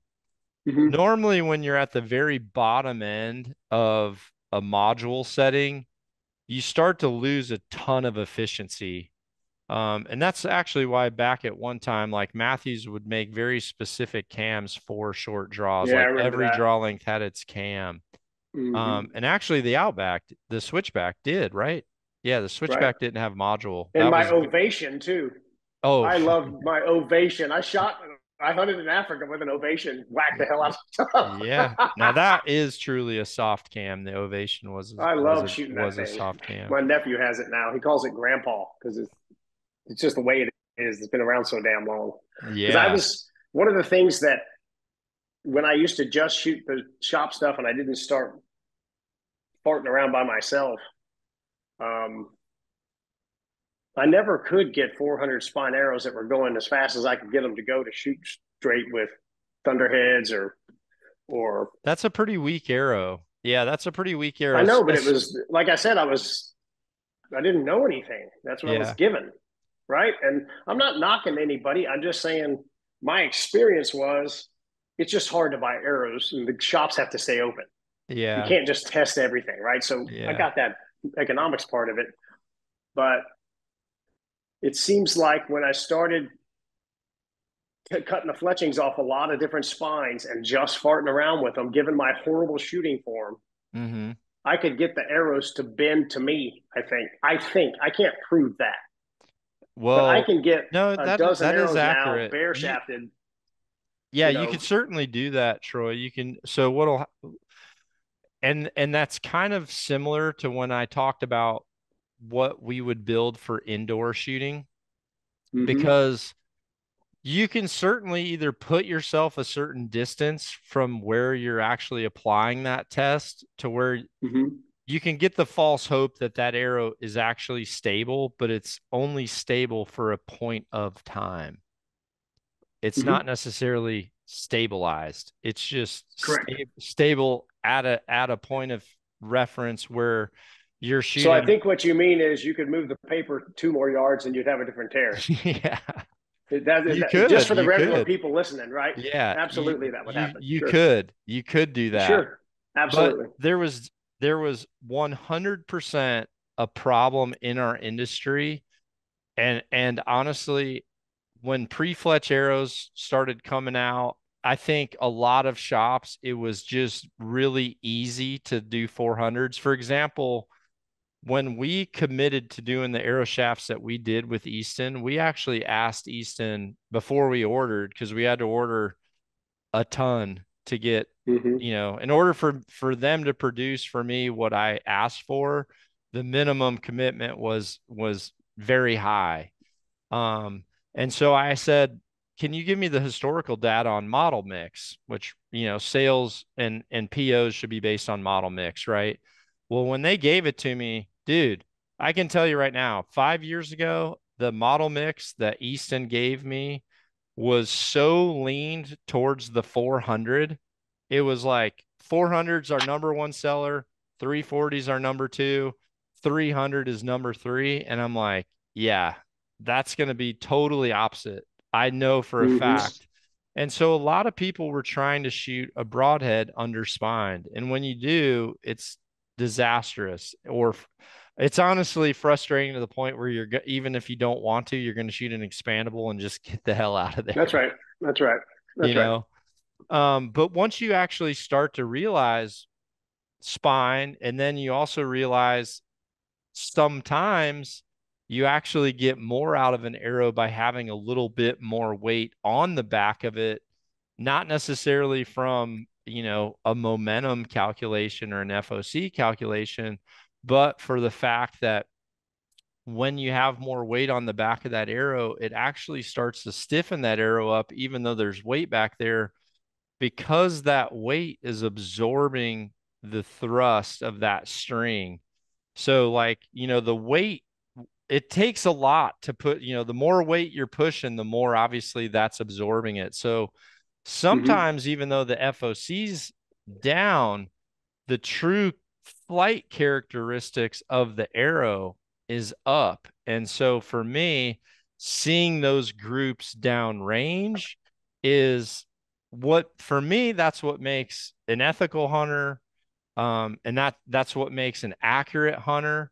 And quite frankly, based on most of the animals that we're talking about in North America, you know, not that one, that's an older one, but like you put like I ordered some of these from Bill. I shoot a lot of different ones. I shoot the Montec solids. If my wife shoots a Mm-hmm. Montec solid, there's certain designs I like. But like for anyone that's a low poundage archer or a shorter draw archer, even, well, my wife's killed everything up to a kudo. She's killed all the wildebeests. Um, she's killed, you know, huge hogs. She's done a ton of hog hunting, alligator. She's with all that, honestly, everything that I just mentioned, she shot a Montec with a Axis 600 out of a 26-inch draw, shooting 40 pounds. Mm-hmm. And, the arrow's like flying at a speed to where we're not having to be within 1 yard. She only, ethically, we only shoot 30 or less. For the Mm-hmm. kudu, we would only shoot 25 or less, and it had to be a slight quartering shot. So we waited for the opportunity that matched the equipment, and you know, and it worked. It was like more than adequate. But sometimes I think How do we help the average guy who's going to go chase an elk and have one stumble in facing him? Do we tell them not to shoot, or do we tell them? I mean, that's one this of is the this is mysteries. I haven't experienced it, so but I right. see it a lot. Okay, just as a son, I watch a lot of videos when I go to the Have you shot. killed an elk yet? No, Okay. I've killed kudu, wildebeest, all that stuff, but it was all water hole work, and you just stand there and wait. It's like deer feeder hunting. Yeah. So it didn't I, matter.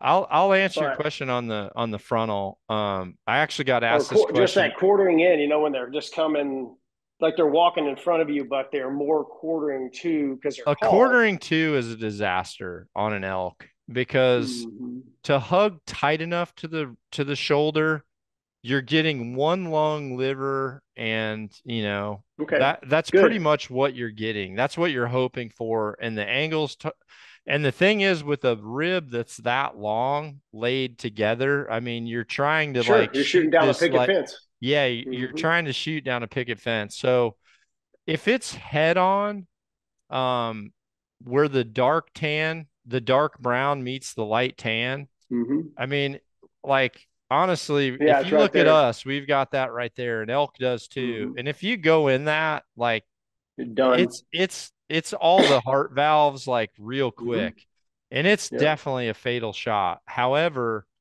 you should never attempt a frontal if you're elevated at all, because the neck meat tissue is just going to slow Yeah, and the that thing spine will get in down the way. regardless. And Mm-hmm. any type of angle, and honestly, I would never take a frontal unless it's 20 yards or less, because at that point the animal is facing you and it is going to see movement and it's going to react. And honestly, if it's going to see movement because it's facing you and it's reacting, Troy, this is where I'm going to say the heavy arrow is going to be problematic, because most likely you are going to encounter that shoulder, because it's going to be quartering at some way or another by the time that arrow gets there. If you're Mm-hmm. shooting that frontal, you got to have, it's a big opening. It's this big. Like if you ever Mm-hmm. field dress an elk, you can see the opening in the front of No, their I field in the dressed them. I front just of haven't that. shot one. I've been the guy who gets to pack them off the mountain. I just. Yeah. So it's definitely a lethal shot, and I can tell you this. So on 9/11, myself and a buddy, my bull was like to the minute of the first plane. His bull was like to the minute of the second plane. We killed two bulls in a matter of like seconds. And I shot the first one at about 10 yards square in the chest. And I know I was shooting an ACC 360. It's a 420 grain arrow. And I was shooting a steel, let's see, it was a rocket arrowhead, steelhead 150, or 1.5 inch cut. So it wasn't a great Mhm. head. But that thing buried, halfway to the fletch. It backed up. The blood was coming out of that freaking Sure, thing. right. Like, Everything's right there. That's a yeah, really short. That's the shortest way to the valves of the heart on the planet.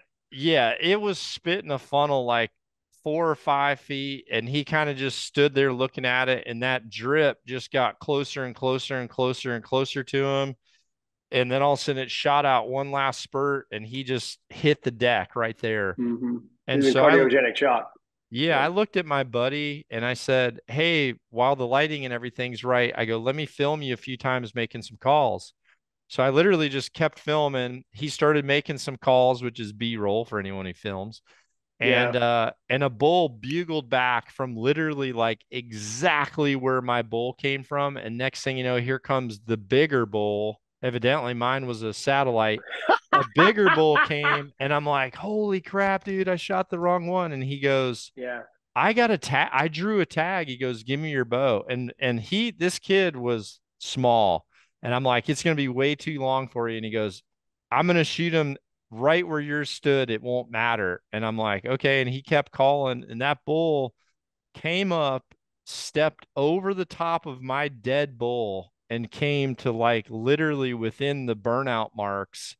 And this kid freaking pulled this thing back and just looked down the arrow shaft and shot his square in the chest too, and literally both of these bulls fell over the top of each other and That's were unbelievable. both dead right there. 600 inches of bull dead with the same bow. And dude, they were 420 grain arrows with rocket arrowheads. Like, Yeah, yeah. nothing that either one of us would probably tell someone to go out and do right now. But here's the thing, Troy, if someone has that lower poundage and that shorter draw length, and they Mm-hmm. choose a single bevel cut on impact head or a double bevel. Listen, there's some great ones. I've shot koodoos.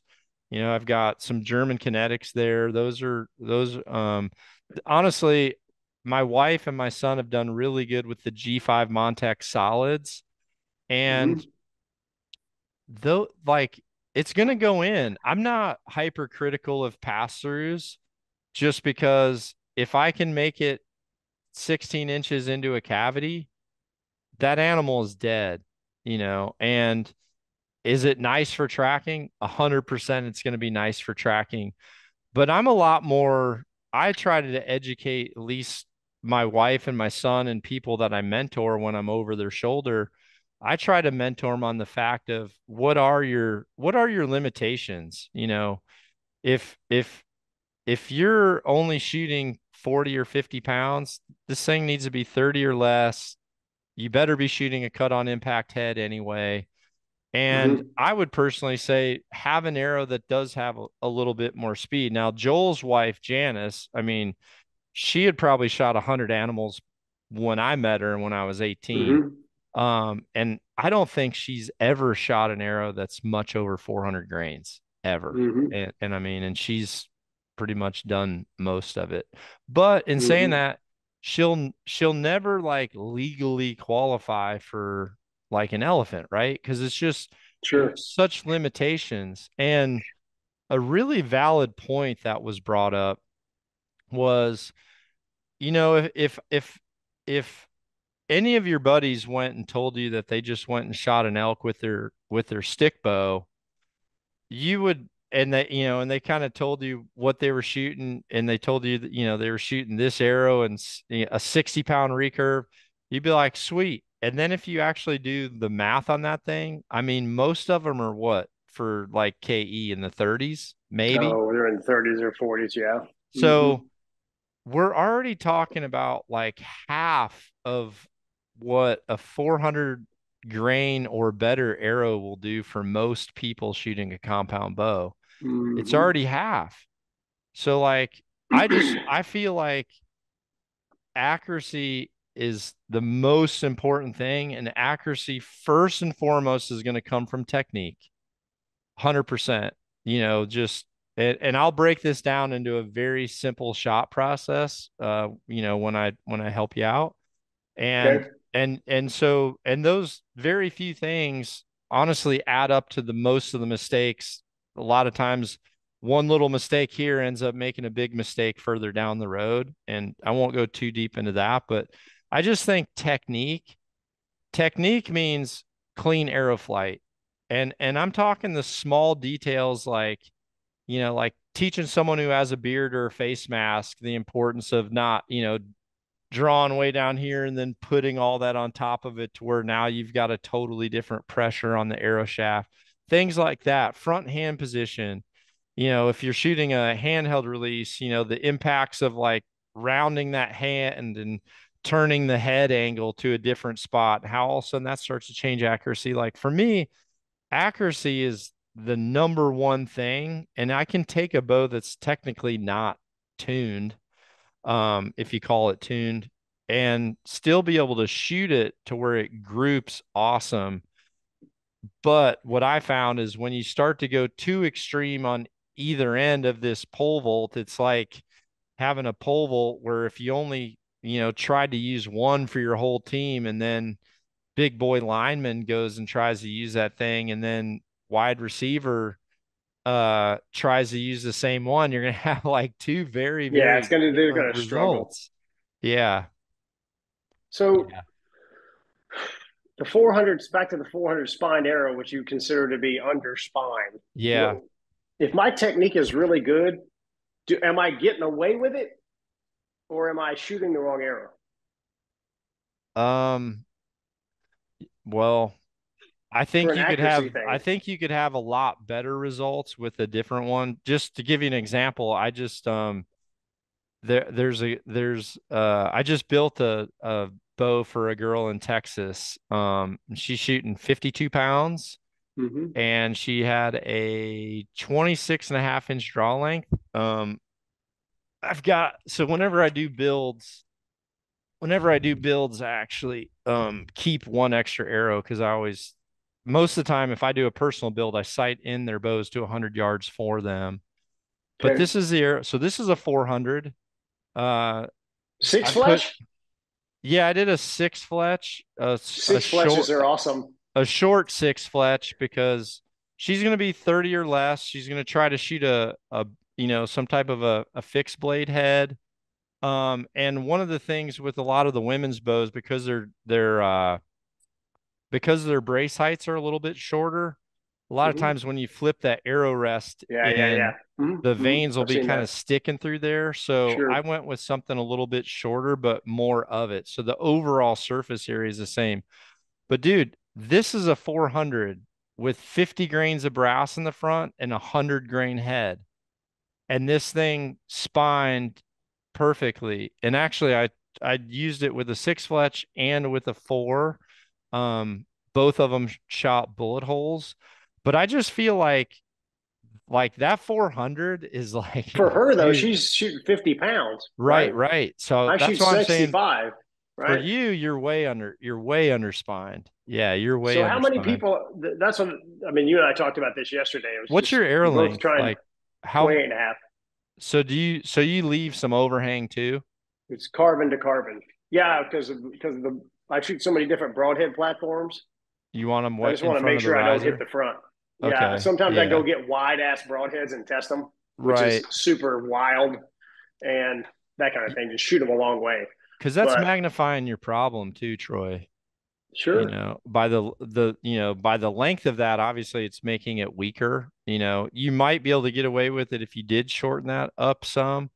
But no, I feel like some of the testing that would be awesome for you would be to try those, a lot of different spines, but with the exact I same have. build.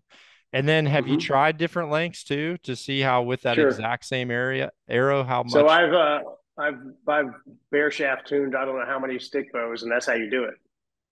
but what about compounds? You can do it with a compound.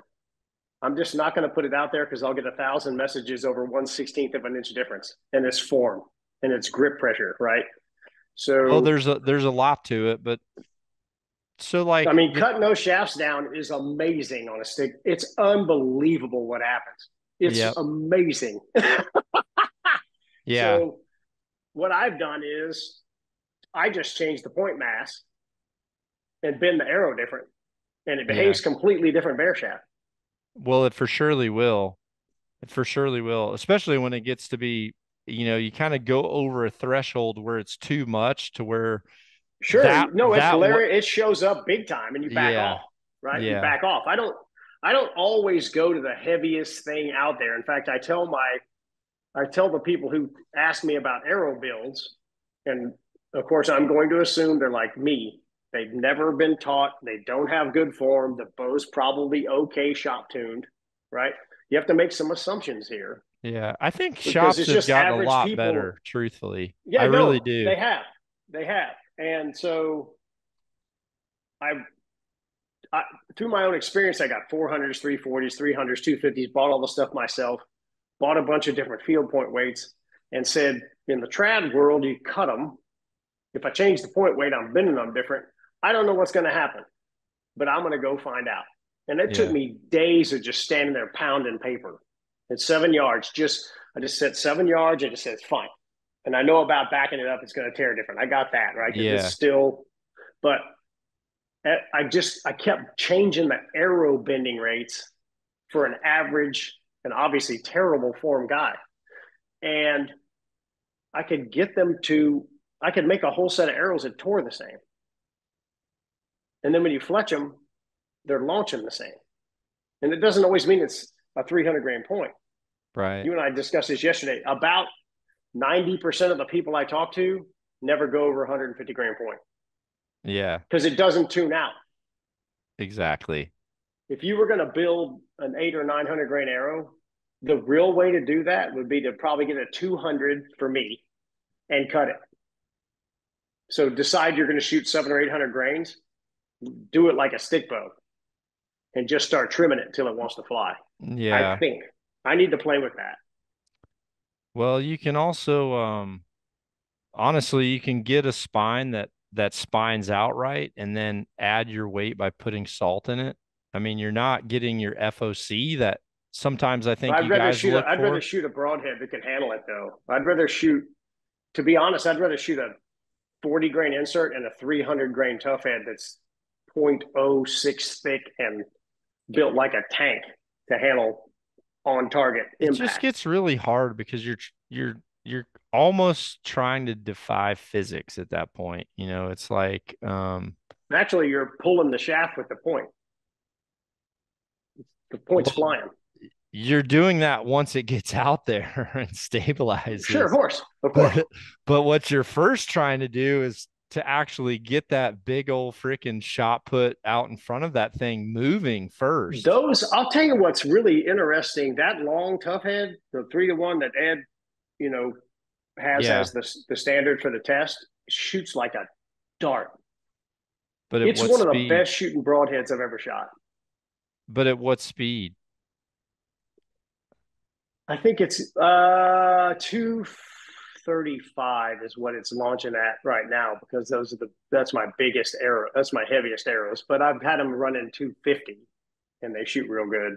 I But when I mean, get like this, when I start to get here and get shorter and fatter, yeah, like the wide stuff, there's a yeah. big rage now, and the wide broadheads are coming back, and people are going to have some wild flight results past 30. Well, see, what's happening is people are like very worried about penetration. And this is part of why I really wanted to have some discussions with you, Troy, because people are worried about penetration, but they also know that a small hole isn't the best on a marginal hit, which is honestly like I can shoot mechanicals and I do because if I hit somewhere, most likely it's going to be back. And if I do hit something back, the one thing I want is a mechanical head. Like, you But are know, we teaching? So you and I discussed this yesterday. When you go to Africa, do you go ahead and shoot mechanicals and just pound them through the triangle? I shot 30 animals with a mechanical in Africa I in one believe you. season.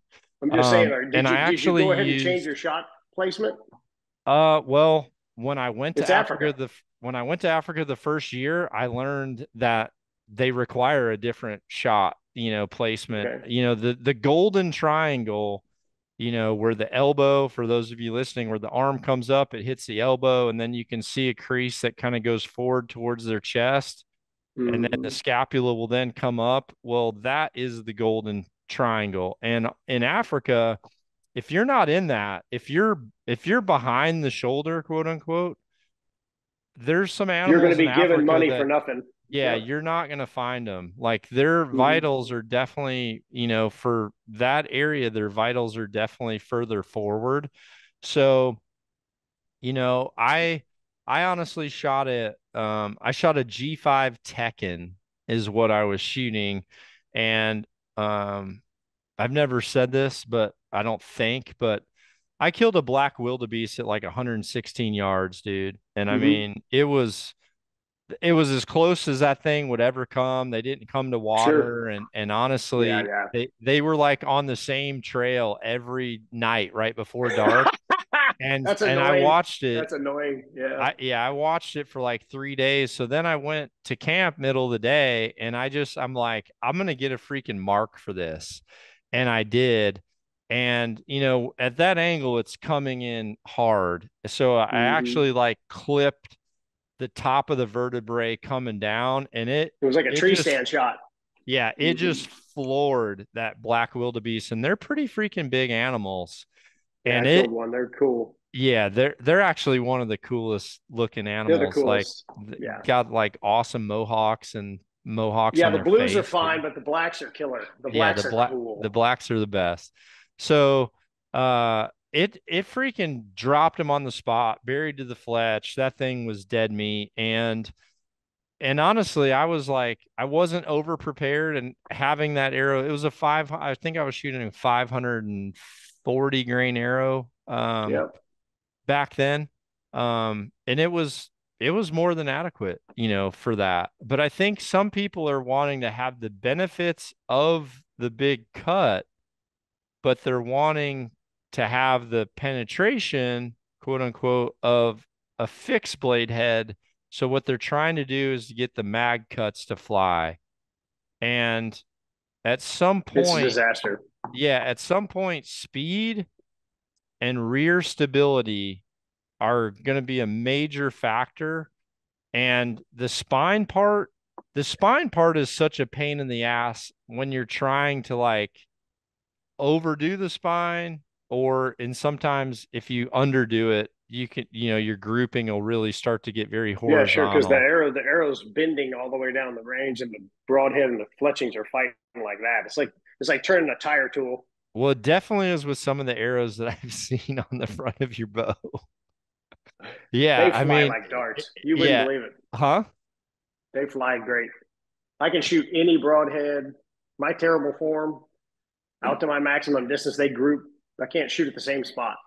I think some of I can. that could, yeah. I mean, it's good, but I think some of that has to do with like the speed of it too. Because once you start to get faster, Mm-hmm. these little things they actually start to show up. And then once Yep. you figure out how to fix them, you're kind of going all the way back to the beginning of, okay, and that's why like I shoot the weight arrow I shoot, because I really like 280 feet a second to like 295 is a very Mm-hmm. manageable speed area for being able to stabilize a pretty big assortment of broadheads. But it also Mm-hmm. just has so many benefits for a hunter in regards to like your pin gaps, and especially shorter draw people. If you got a 27, some people, if they're only shooting 250 feet a second, they show up and they might only be able to have an 80-yard pin. And I'm not promoting long distance shooting, but I think the further you can practice, the more it actually gives you clarity on No, what your there's shooting no doubt flaws about are. that. I shoot when I get serious about some hunt. I shoot at 40 or 50 the most, and never intend to shoot that far, Yeah. right? Because it magnifies everything, especially me. I tend to drop the bow. Like I don't sit there and let her. I have to tell myself, let it travel, let it travel. And what my mental image is, I need to see it. That's how I trick myself. That's I how need I to don't say I follow need to through. I just say let hypnotize it you, travel. Troy. and I can see it, I've got going to, I'm down going to range. have Yeah, to no, you can fix hypnotize. it. I'm going to have to hypnotize you and like totally just hit like reset. I'll have to hold down Yeah, your power dude, button for I 6 seconds. absolutely know that's going to be a fact. I have had no help with that part of the thing. Like I said, I had a guy who was a world class skeet shooter that shot all over the world put a shotgun in my hand, just stand there and tilt my head and make me and hit me with a stick and make me behave. And I could shoot the lights out, right? I've never been taught. And that's where my whole, I don't know how many people know how to shoot a bow and arrow, John. A lot, dude.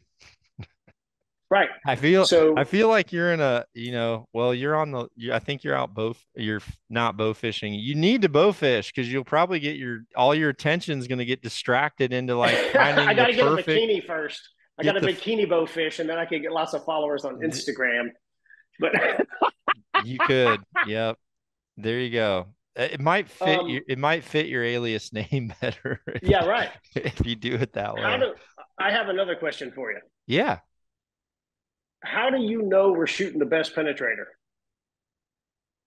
In regards to an arrow and like an on arrow meat? just, huh? Yeah, how do you think the industry decides that, or you or me?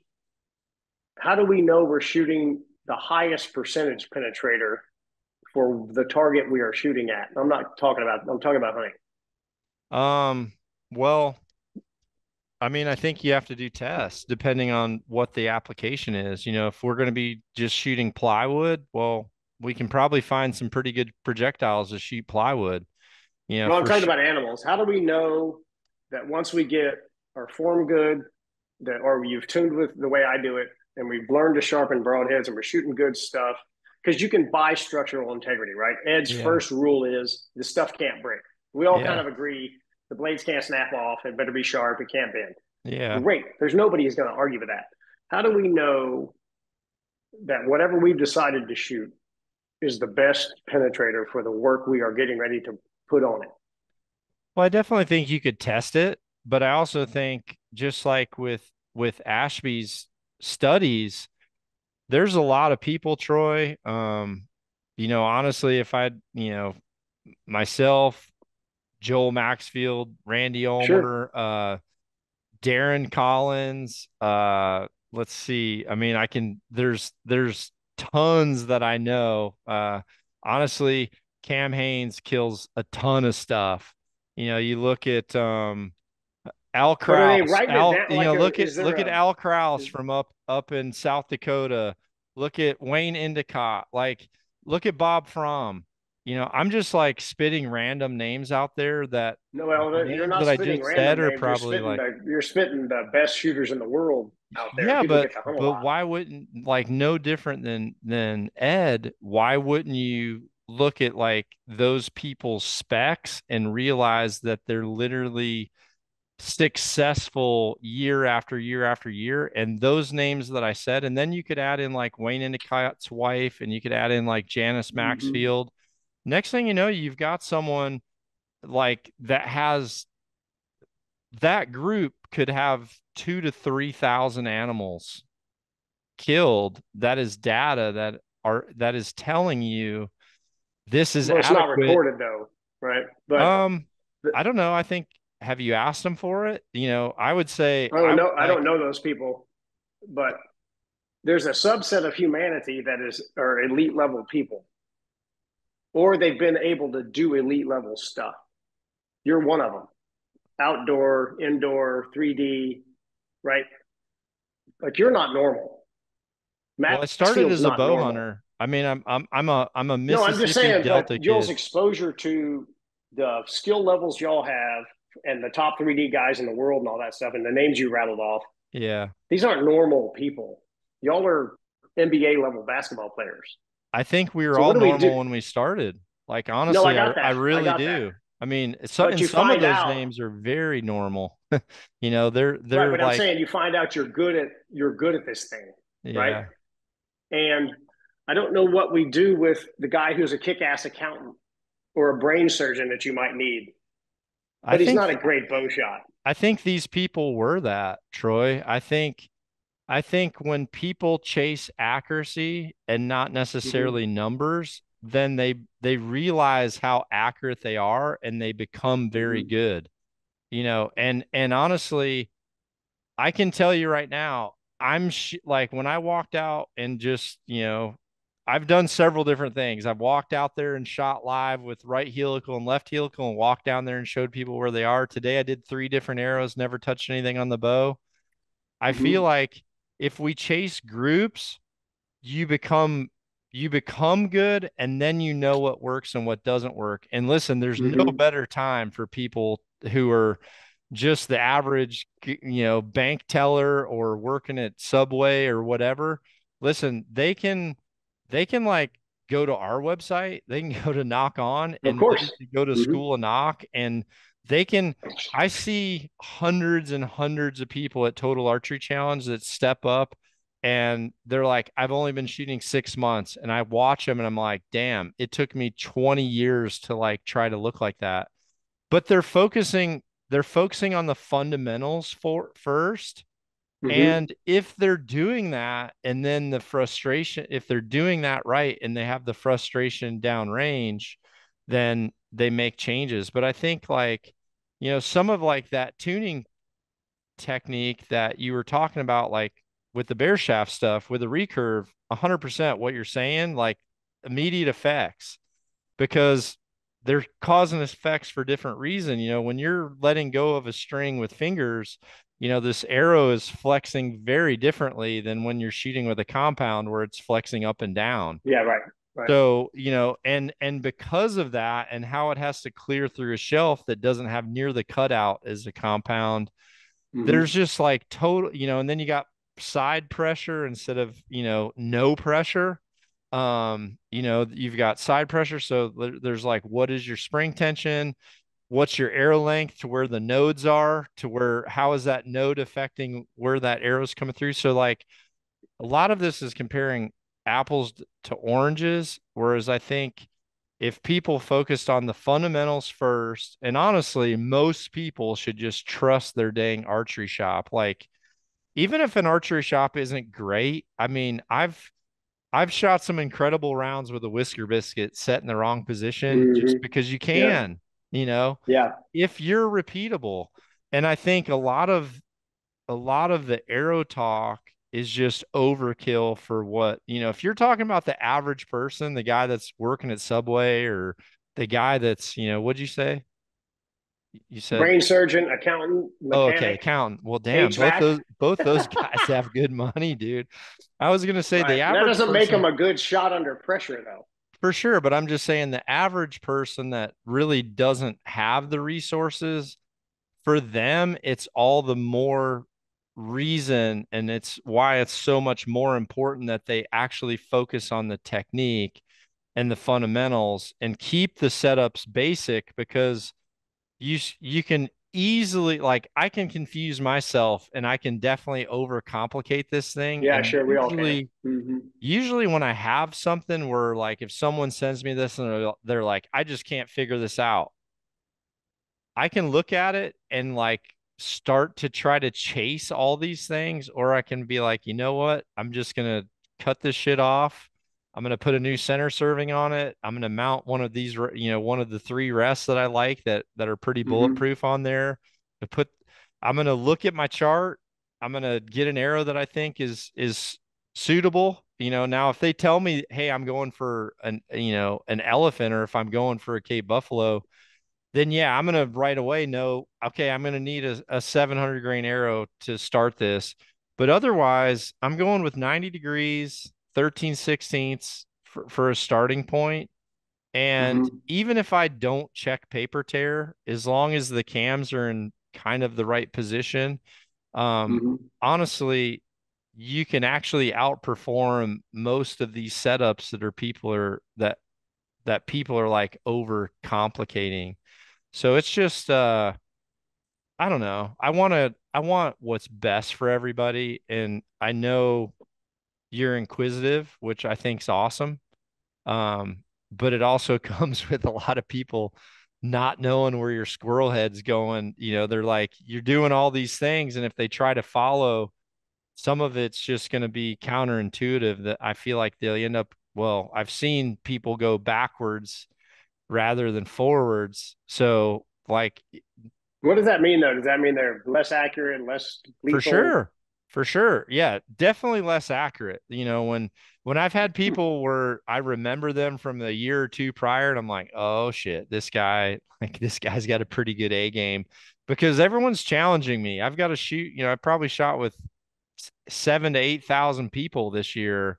Yeah. Um, so but then when they come up and I see them like spray one like way off, but I'm also right over, like if you watch me, every single person that's shooting Bigfoot, like my eyes are on them. I've watched in the last 2 years alone, I've probably watched 22,000 different arrow configurations fly. Like when people are saying, how do you have this kid with a 40-yard pin hitting Bigfoot at 100 yards with one guess? Well, it's just my brain sees trajectory, it's math. Hmm. And so when I'm seeing the shot put like kind of leading the way slow in the back of this thing, just like doing its best to keep up with something that it's not matched for, then they go backwards. They really do. They So go those back. are all. That was always people that have decided to shoot a heavier point, or was it just people with bad arrow flight? Well, there's a little bit of both, but what I can tell you Okay. is some of the people that show up with that are very FOC focused, Hmm. a lot of times they don't get it all right. And honestly, a lot of times you can't get it right unless because by the time you do that, the starting spine has to be so stiff. Like, for example, if I go to a 250 spine, that grain per inch is actually so much higher than if I were to just choose my axis with 50 grains. If I had to go to that next size up, the overall weight goes really Right, high. but you change you. So you the 300. You shoot a 300. I shoot a 300 with 50 in the front, So 50 the grain 300 is brass and lighter one. than the 250. So you're basically in the same place, but you increase your forward to center. Yeah, but you have a Okay. much slower projectile to get there. Well, the 250 and the 300 would be about the same No, they're with a different. light insert in the Oh, 250. well, yeah, I mean, if you're gonna put a light insert, but here's the problem. Are you saying so, so in order to break down the stiffer one properly to where it would actually fly for the best grouping ability, which again, Hmm. I chase groups. I don't chase Yeah, ghosts. sure. That's what I say. Yeah. I chase groups. And what would happen, for example, if I want, well, I did it today actually. So I have a 300 spine with 50 grains of brass, 150 in front. Um, Hmm. so in order to, I had to go to a full 75 grain insert to go to that 250 spine. And I kind of need to either shoot more poundage or it's still going to be a little bit too stiff. So, especially when you're on the bubble, there's diminishing Yeah, return I get a because, lot of those. I get a lot of people who want to shoot lower spine and they're on the bubble. They need a 250 or whatever, or a well, 350 and a 300, right? and the reason they're doing that, Troy, is because what's happening is they want this point weight that they're hearing or they want the FOC that they're chasing.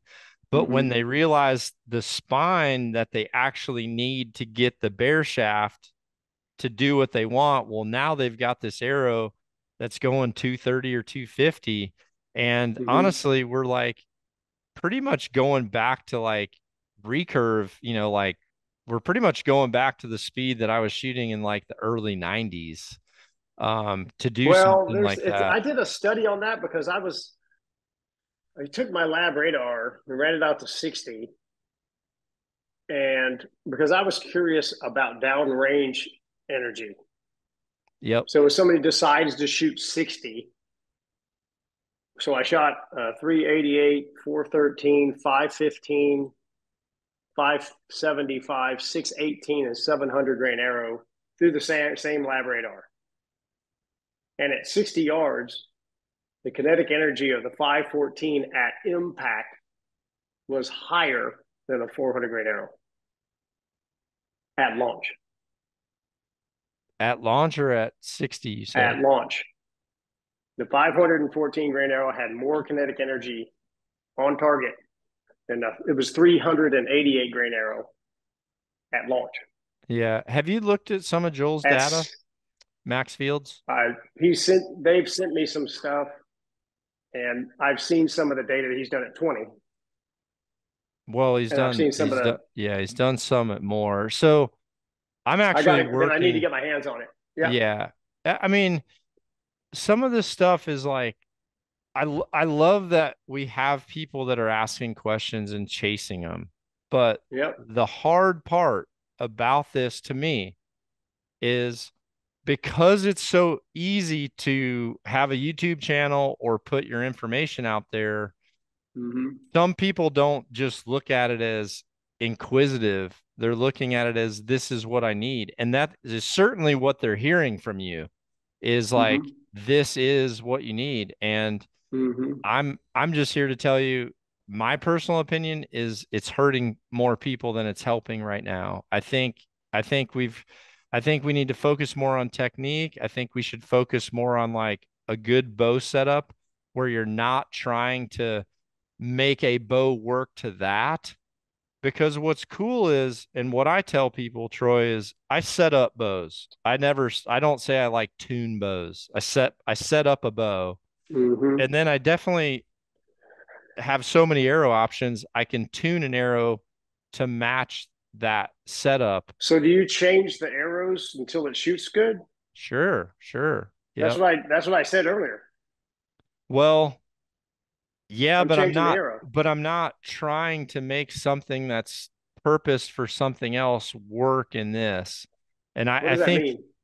um some of like for example, the 400 spine that you're trying to make like right There's no away. way I'm shooting a 400 spy because it wouldn't fly, right? That was my point. Was I got to? This is 15 or 20 years. This is when the carbons hit. Yep. We all went super light. Hell, I Yeah. had an overdraw. It was horrible. We all had to. Yeah. Right. And so the shop set me up with 400s, fletched arrows, kind of half-ass paper tuned it. I didn't know what I was doing, and I tried to get to shoot a muzzy or something. I Hmm. literally would move my sights for my broadheads and just deal with it because I didn't know any better. I just okay, that's what it did. And so when you set up a bow, you got it 90 degrees, you got 13/16 off the center, right? For the rest. And then do you shoot multiple arrows through it to see Yep. what wants to behave? Yeah.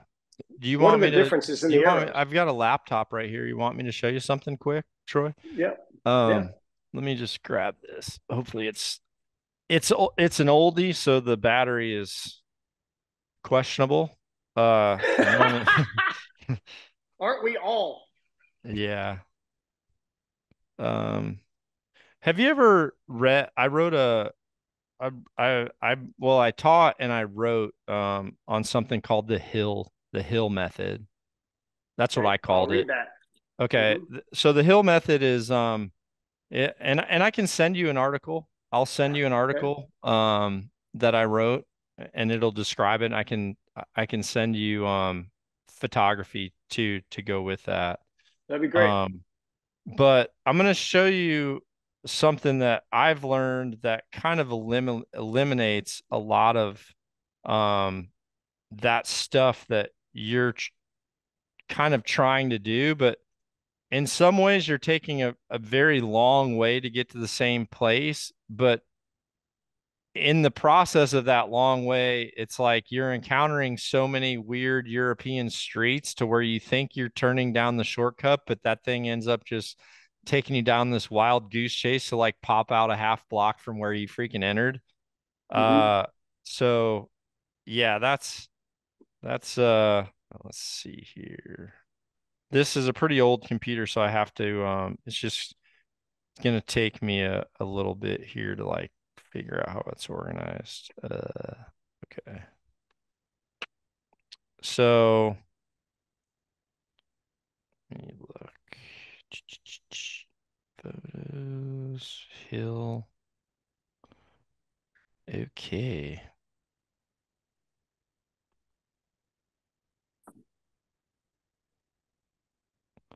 All right. Um, so the Hill method is is something that over time and over a lot of trial and error, I realized that the response of an arrow in its horizontal impact line has a direct correlation with how the spine is responding. Um, so I'll give you a sorry, I'm trying to find, I've got so many pictures. I'm trying to find one where I can show it. So I'll be doing a video series on this, Troy, soon enough. Okay. So here's a bow. This bow's set up. I was shooting 40 yards, shot multiple groups, and normally if I'm ever testing this, I'll normally test this on a brand new target and just shoot at it for a day. And then I'll make my Mm-hmm. changes the next day and shoot again. And honestly, if you just Mm-hmm. compare holes, this horizontal impact Oh, line margin will start to reveal itself. So in this case, for a lot of guys, they would think so that's you're freaking talking about the awesome. fact that the arrows are scattered across Right. the horizontal line, not round or vertical. Yeah, yeah. You're gonna Okay, I notice get it. you're I gonna understand. notice your lefts and right. If you're missing at all, it's like left and right, left and right. And as you start to change the spine of that arrow, that group is just gonna start to shrink up. Or it might shrink up, and as you keep going, it starts to expand back out, and you've Yeah, gone too right. That's what I far. found. That's what I found. Is you mess with the arrow, all of a sudden it goes crazy, and you got to back up or go forward. One of the two. Right. So How do you so manage the fact that there's only like five spines? it's Like really for all you you, need for most of there's us. really only 300, or do you cut them, Yeah, I or are you mean, mine are adjusting the all arrow cut at to my all? length. Mine will be cut to my length with these testing. But I mean, But then, if I was really wanting to play with shafts, so let's say, um, I don't know, let's say for whatever reason a 300 axis is working fine, but mm-hmm, I just decided, I want to shoot a 6.5 millimeter arrow. I would try it in the 300 at first, but let's say just because of whatever reason, that arrow and the uh-huh, fact that it has different coefficients, it's got a different ballistic characteristics. It might just fly different because it's a bigger diameter. It's got more drag. The vane configuration might be different. It would still be a starting point, but what I've found is 3.5 pounds to 4 pounds of pulling weight is equal to changing an arrow close to what would be a spine size. So I mm, can change my bow poundage up about 4 pounds, shoot it. mm-hmm. Then I can take the same arrow, shoot it in the middle round, and then I can drop that weight down. And essentially, That's one of the things I recommend to people when they get their either fletched arrows or bear shaft really close. I tell them take a half a turn off drawing. well, Just that's not a lot, but I mean, no, I we're going to mean be just micro start. tuning at that point. No, I Yeah. mean just take a half a turn or a full turn off and see what happens. It's free, Yeah. right? You can always put it back. Yeah. We've had some pretty great results uh, doing that. It'll Need show to you the help people do that. direction that you need to go. That's really the point of it is like if all of a sudden you decrease, so here's the exact same bow, same arrows, same shooter. Um, so on this particular bow, that arrow, when I saw it being wide like that, I knew it was either stiff or weak. Based on what I shot, it was weak because Uh-huh. on these target bows, a lot of times I am chasing some speed too. So I'm trying to get away with the weaker spines because they weigh less. Sure.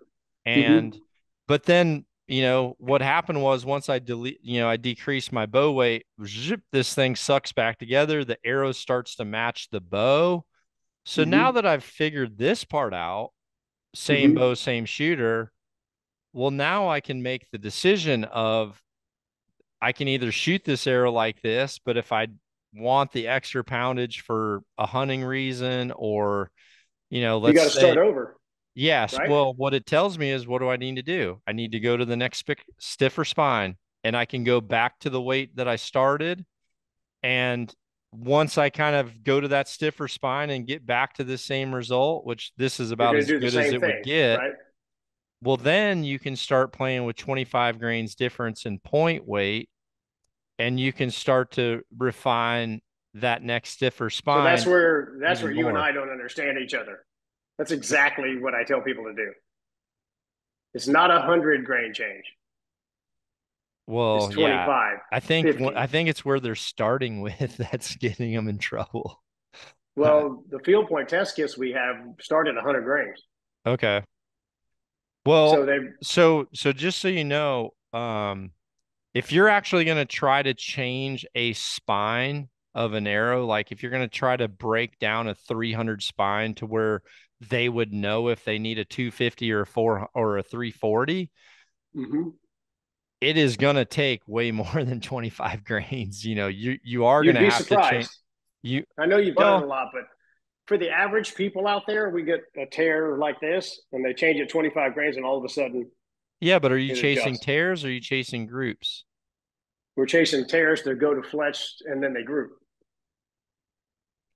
Well, if you have an arrow So, that's stable at the beginning and you check the groups and then you make the change, you'll see how your groups change. but you Pe- just showed me pictures where the arrows weren't stable and you changed the bow. Well, what's funny is so Or are they stable, just grouping so different? yeah, both of the so like I don't go out if I really don't go out for the most part if I haven't started with a bullet hole, but Yeah, yeah. that is a bow shooting a bullet hole and well, and then the other one was a bow Yeah, I shooting a saw bullet that. hole too. Um, Which group is most favorable? I assume the one that the not the tighter horizontal one. one, the tighter So the one. other one's round, right? It looks vertical to me, but it's just the way the computer is on the screen. They're just So on top of each other. okay, yeah, yeah, yeah. They're I think stacked is up what real you're nice. seeing. Here, let me pull up a couple more. I'll show you. I've actually got some on my phone here that I'd like to share with you. That's a great idea. So So you took that bow, you shot it through paper fletched, you got it to bare shaft, not bare shaft. You got it to fletched. can you see this, Troy? I can't. Okay. How far is that out? Or is that a That's bunch not of different spines? This is 90 meters. So Okay. this is 90 meters, same bow, same Mm-hmm. arrow type. Just Yep. there is a honestly, this is going to be a 380. That'd be a 420, and there's a that right there would be wait, 380, 420, and that'll be a 470 right there. Okay. Spine. Yep, Mm-hmm. yep. So that's three different spines. Same Gotcha. bow, same shooting. This Mm-hmm. particular group wasn't a shooting machine. Although I have a lot of this with shooting machines, but like those results right there. And so Pretty here amazing. like so here's another one. Um, okay, so this is actually out of a shooting machine, 90 meters. So this is plotting. It was the same exact arrows, same thing, three different spines. So the Mm-hmm. spine that I thought I needed to go with, you can see here as I'm plotting, you know, that's pretty freaking good. Those are for the Right. most part, except here's, this is the difference between shooting a 58, out of 60 or honestly a Right. 60 at 60. However, you know, I've got to resight in obviously because as that spine starts to actually match the bow when it Yeah, they comes to take the a different shot line. groupability, yeah, Mm-hmm. it's going to take a different line. Whereas like these ones down here, you can see, even though the width is only about the same as that with that stiffer Mm-hmm. spine, the problem is I look at, well, this would be a non-count. That's a non-count if I happen to make a bad shot. But what I look at is like how far out or up are my marginal shots? Because ideally, what I want is I want to be able to have a bow that groups, but when I make a marginal shot, it's actually Moderately forgiving. right. And so I posted this picture a couple days ago.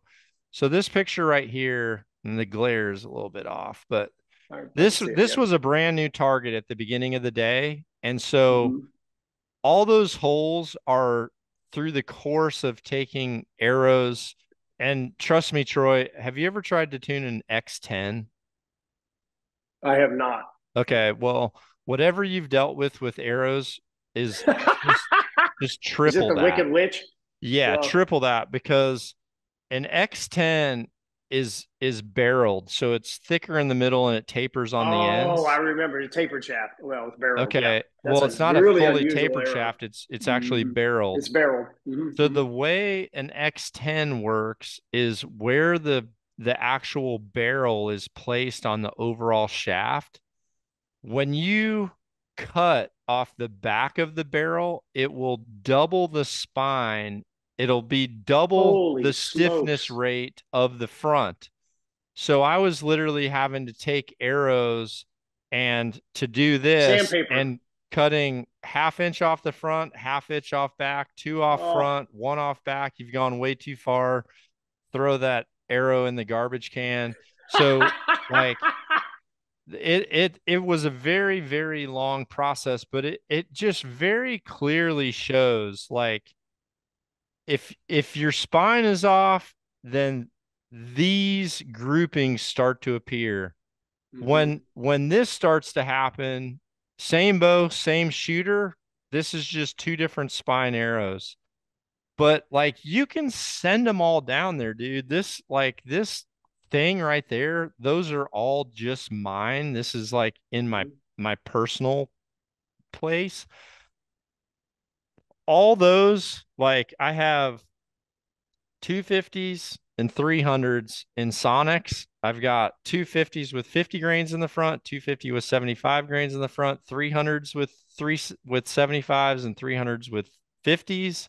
Then I have the same thing in FMJ. And honestly, when I build a brand new bow, like for example, if I decided to shoot the Mach 34 and the Levitate, even Hmm. though it's like technically the same bow, I'm going to set this thing up. I'm going to choose the arrow that I think is best, which I'd probably just go with the 300 with 50 grains of brass because historically that's been where I've landed a lot.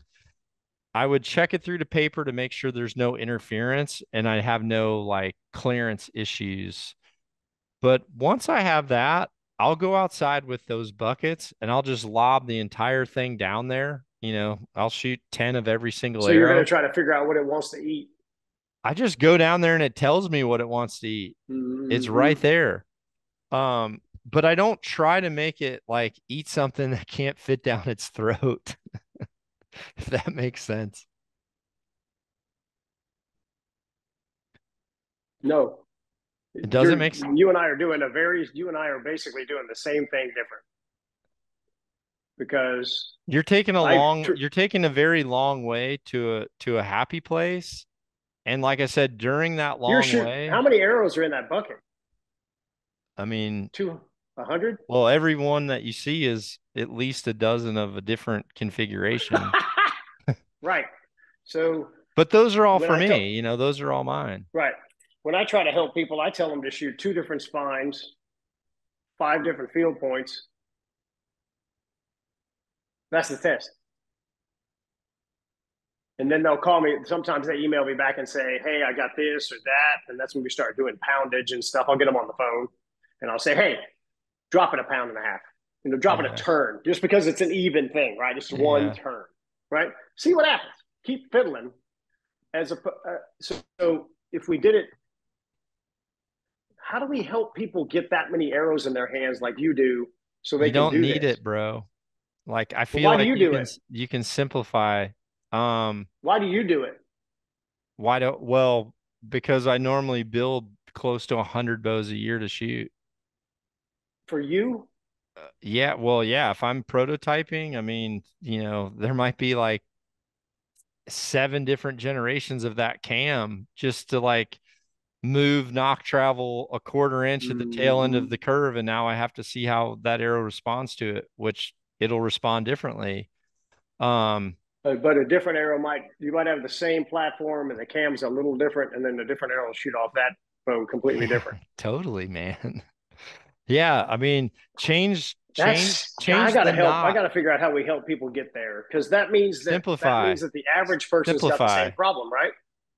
I think the average person, if they go into their archery shop and say, what's the best combination that you're setting up for this particular bow that I really like? I think a shop is gonna, especially now, I think they're gonna give them a setup that's gonna be pretty damn accurate. Well, I your th I pictures just showed us that we could get better, though. Well, you can, but you're never gonna notice that if you're spending time chasing bear shaft tuning instead of practicing. But we were just talking about pictures with the spine moved the arrow all over the place, and the and grooves it got yeah, opened. And and it definitely will. It definitely will. But like the average person, like I simplified it for you, the mm-hmm, average person can change their bow 4 pounds and it will mm-hmm, show you right away whether or not you're on the right path or not. You change it that much and all of a sudden you shoot down there and you're like, man, this got worse. Then go back to where you were and add some. And if you're like, actually, that's kind of getting worse, well, now you just know you're in the good spot and you just got to get better. You just got to get better.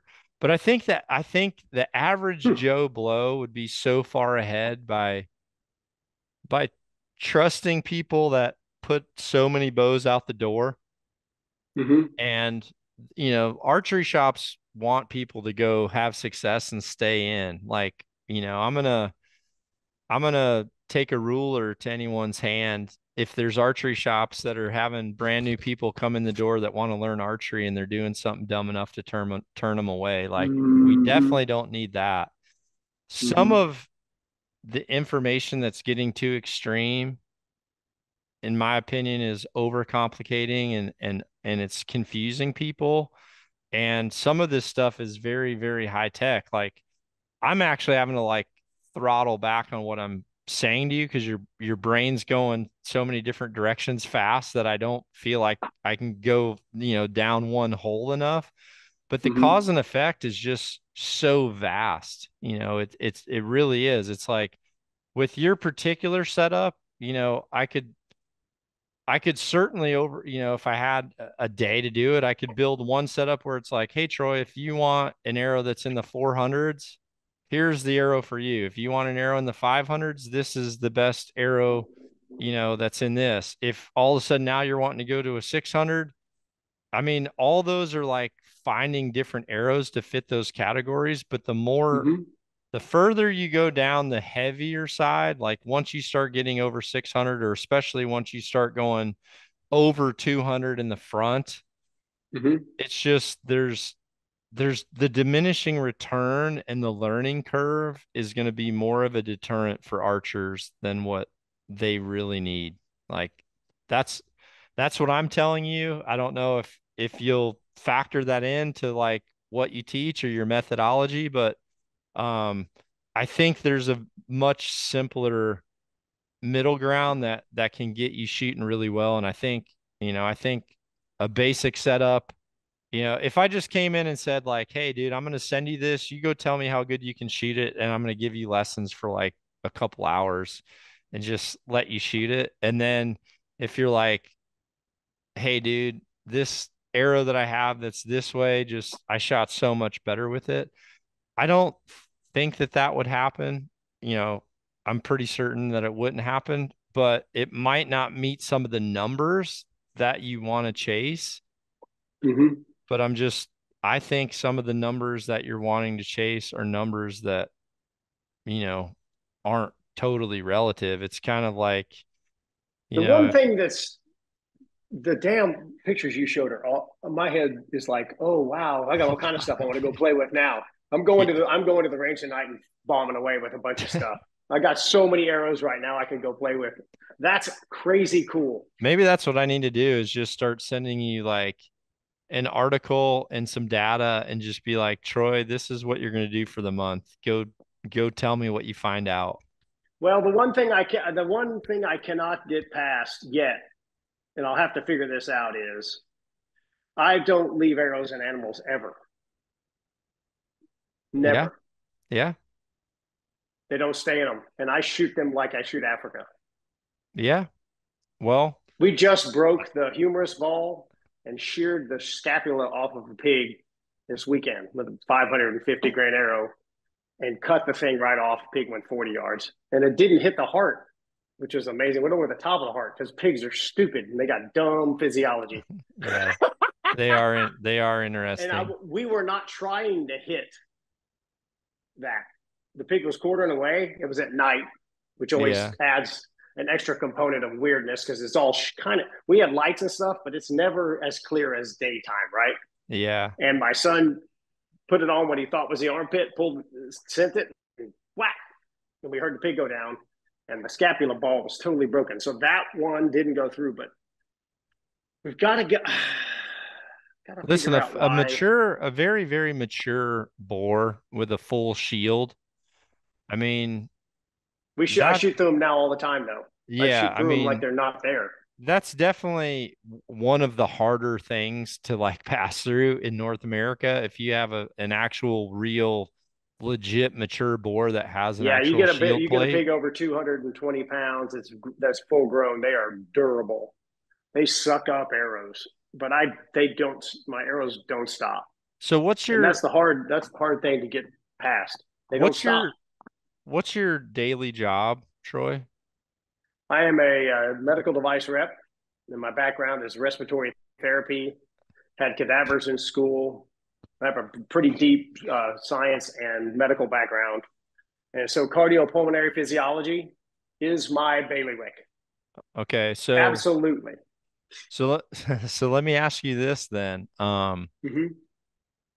And you know, I think Peter Tia is from Austin too. I don't know if you met Peter at Mm-hmm. Archery Country, but so theoretically, if an arrow goes into a cavity single and it's a single lung impact, and the Mm-hmm. arrow is wedged in there Yep. and there's not air going in and out of two holes. Yeah, you plug the hole. So will the working lung or heart collapse from that pressure? You can't. There's no. It's not black and white. The one thing I will tell you, and this is a fact, and you can look this up all day. If you are on an ambulance and somebody has a penetrating object in their body, you do not pull it on site. Because you You don't, leave it in their body and you haul their ass in with rebar sticking out of them. yeah, And then when you get to the surgical suite, you pull out, you find out, you get some O blood because that's the old universal. It's the old 30 weight, and yeah, you pull the stick when there's a surgeon on site. So the answer to your question about a one lunger is you can never tell. One lunger, you're going to hit an artery and cut the airway off, and it's going to be massive damage. yeah, And the next one could be, so the big bronchial tubes run down the center of the lung, and then it's an ever decreasing level down to molecular level. yeah, If you get a above mid body in the lungs solidly but high, not stupid high, but a little high. You're just cutting lung tissue through, and it's back, and you're in the rear lobe. You got four other lobes that are probably doing okay for a while. And then yeah. the next one you shoot, you'll cut one of the bronchial tubes off and sever an artery, and it's like magic. Some bitch goes 75 yards and flips over. Well, the reason they don't pull that out is obviously they don't want the second hole, right? They don't want like the You're blood, talking like, about the medical thing. yeah, because I mean, obviously So the pressure actually inside the body the pressure's applies pressure against keeping the the organs. capillaries from leaking, right? The pressure's That's right. keeping the But if you capillaries pull it from out, leaking. they're going to bleed like crazy. That's why pass throughs are optimal because you don't have the shaft in there. Yeah. That's just a medical fact. They're not going to pull a piece of rebar out of you and then throw you in the ambulance. They don't have blood and a surgeon. Yeah, but yeah, they don't have blood, but I realize why they don't pull it out because if you just started bleeding and they couldn't stop it, you're dead, Correct. right? That's what I'm saying. They can't add blood to keep you alive. Right. But theoretically, it's going to be internal bleeding until they're hoping that the internal bleeding is less than what removing it would then obviously cause a full Yeah. Right. gusher. The patient may die anyway.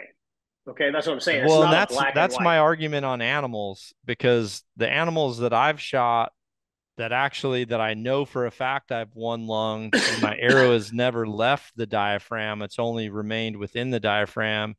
Normally, once those animals go out there and stop. Actually, one of the elk I shot this last year did this exact same thing.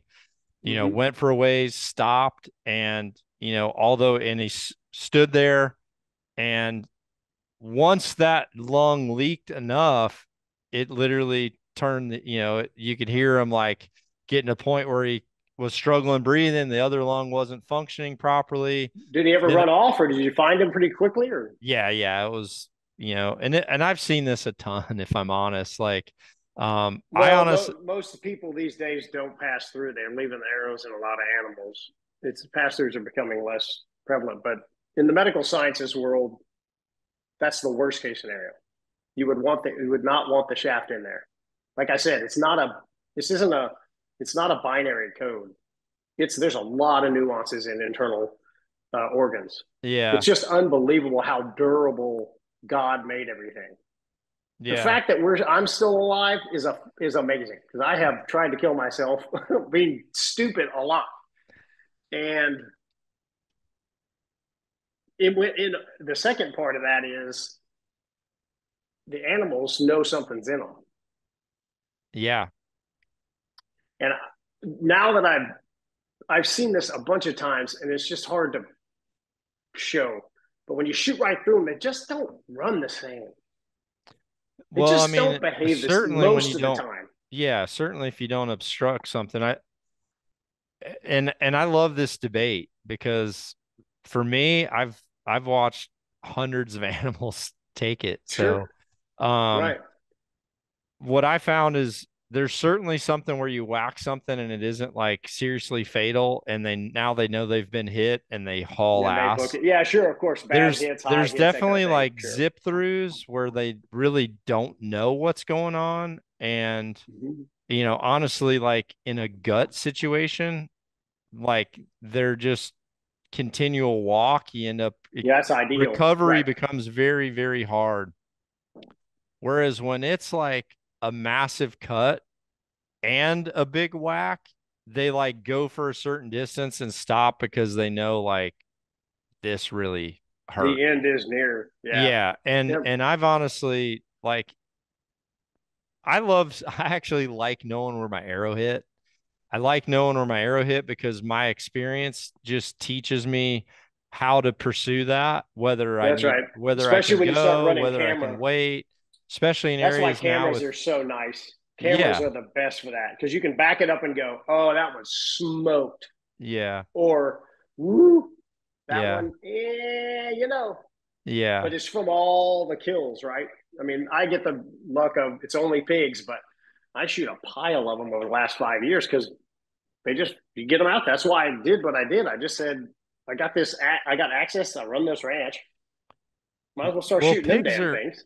pigs are great. They're great educational tools. I mean, honestly, a Yeah. lot of the broadhead companies that I've worked for use pigs for a lot of the testing. I have We a have bunch to. of full necropsies on my channel where I actually show the arrow's path and I have the organs in my hand. I get demonetized. I actually get punished by YouTube for doing it. But the information, because I had a cadaver, Yeah. I actually know what a pulmonary artery looks like and atriums and can talk about the heart and stuff. So I actually trace the path of the arrow and see the wound in the lung, take the lungs apart, show the airways getting cut or not. Like the one my son shot right in the shoulder, which he was not aiming at, broke the shoulder. It one lunged it, but it took both atriums off and cut the aorta off the heart, and it missed the other lung. It was so quartering. Yeah. However, he cut the aorta and the atriums off. It ain't surviving Yeah. that. Yeah. But if you don't go digging around, I've done a bunch of necropsies on my channel of the pigs I've killed. I find it super interesting. Well, the hard part And about that too is like if you shoot a hog, they do like they freaking haul ass. they generally Like, haul ass. Yeah. if you hit a hog, whether your arrow's sticking out of it or not, like Yep. it's No, a they haul freaking ass. dust cloud. Like they're freaking running. I mean, That's one of the reasons why they're hard to get blood trails on, is because they really are moving fast. Like yeah, for you sure. hit them, and then they're running so fast that it just isn't time to let it out. And if they're really booking it, the blood goes everywhere. They're And super they're, fun. yeah, they have a very unique skin too. Like when you cut it, it kind of looks just like white leather almost. Oh It yeah, can seal back shut, which is honestly why I like such a big freaking hole, because I just yeah. slam those things. And yeah, if I don't pass all the way through, which I can if I aim, back edge of a shield for sure. Um, I typically aim. I typically aim to try to break the opposite shoulder. yeah, And I'm super low. I'm just tired of chasing them, John. If you shoot them this far above the brisket, quartering away, and try to break the other shoulder, they do not go 50 yards. It doesn't matter if they bleed or not. You kind of know where they went. yeah, So you start walking that direction, and you'll find them. yeah. I just got pissed off and got tired of freaking chasing them around. So I'm super aggressive on the golden triangle. Well, do you have anything? We've been on a while here, my man. I've got a I'm control looking burn forward I to got to getting the do. information from you. I've learned a ton, and I appreciate it. I appreciate your patience with me, because Dude, I'm will so you like grassroots. watch some I'm so raw. It's ridiculous. will you please watch some like how-to videos? Like, I'm about to. okay. I told you that yesterday on the phone. I learned to hear, and I All don't right. pretend to know everything, but I'm curious, son of a bitch, and I'll be out there doing it. All right. Well, hey man, I appreciate it, Troy. I'm gonna get you shooting better at some point, I promise. And Absolutely, well, I'm I in. hope I should. I'm gonna try. I'll promise that I'll give you the opportunity. Um, I am. you know, Listen, I'm completely coachable. I am. I okay. just need people I know who know what they're doing, and you're one of them, right? I'm not even trying to blow sunshine up your ass. Y- I just don't. I am so coachable, and I learn super fast. I just got to get my hands on it. Yeah, So sounds like I'll be at school. I'm not trying to learn how to shoot a bow and arrow. that'd be Hey, you know great, what I'll do? man. I'll just walk in the shop and go like that, and you'll go, "What the hell have you been doing?" I said, "I've been watching this I, Dudley guy." dude, I'll notice right away. I'll notice right away. It'll be Yeah. super fun.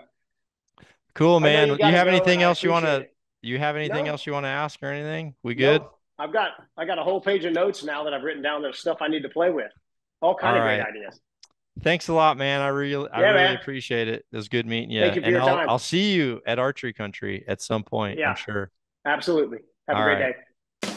Be sure to check out knockonarchery.com for our full line of custom designed products, as well as free in-depth education and bow hunting entertainment to help you shoot at your best.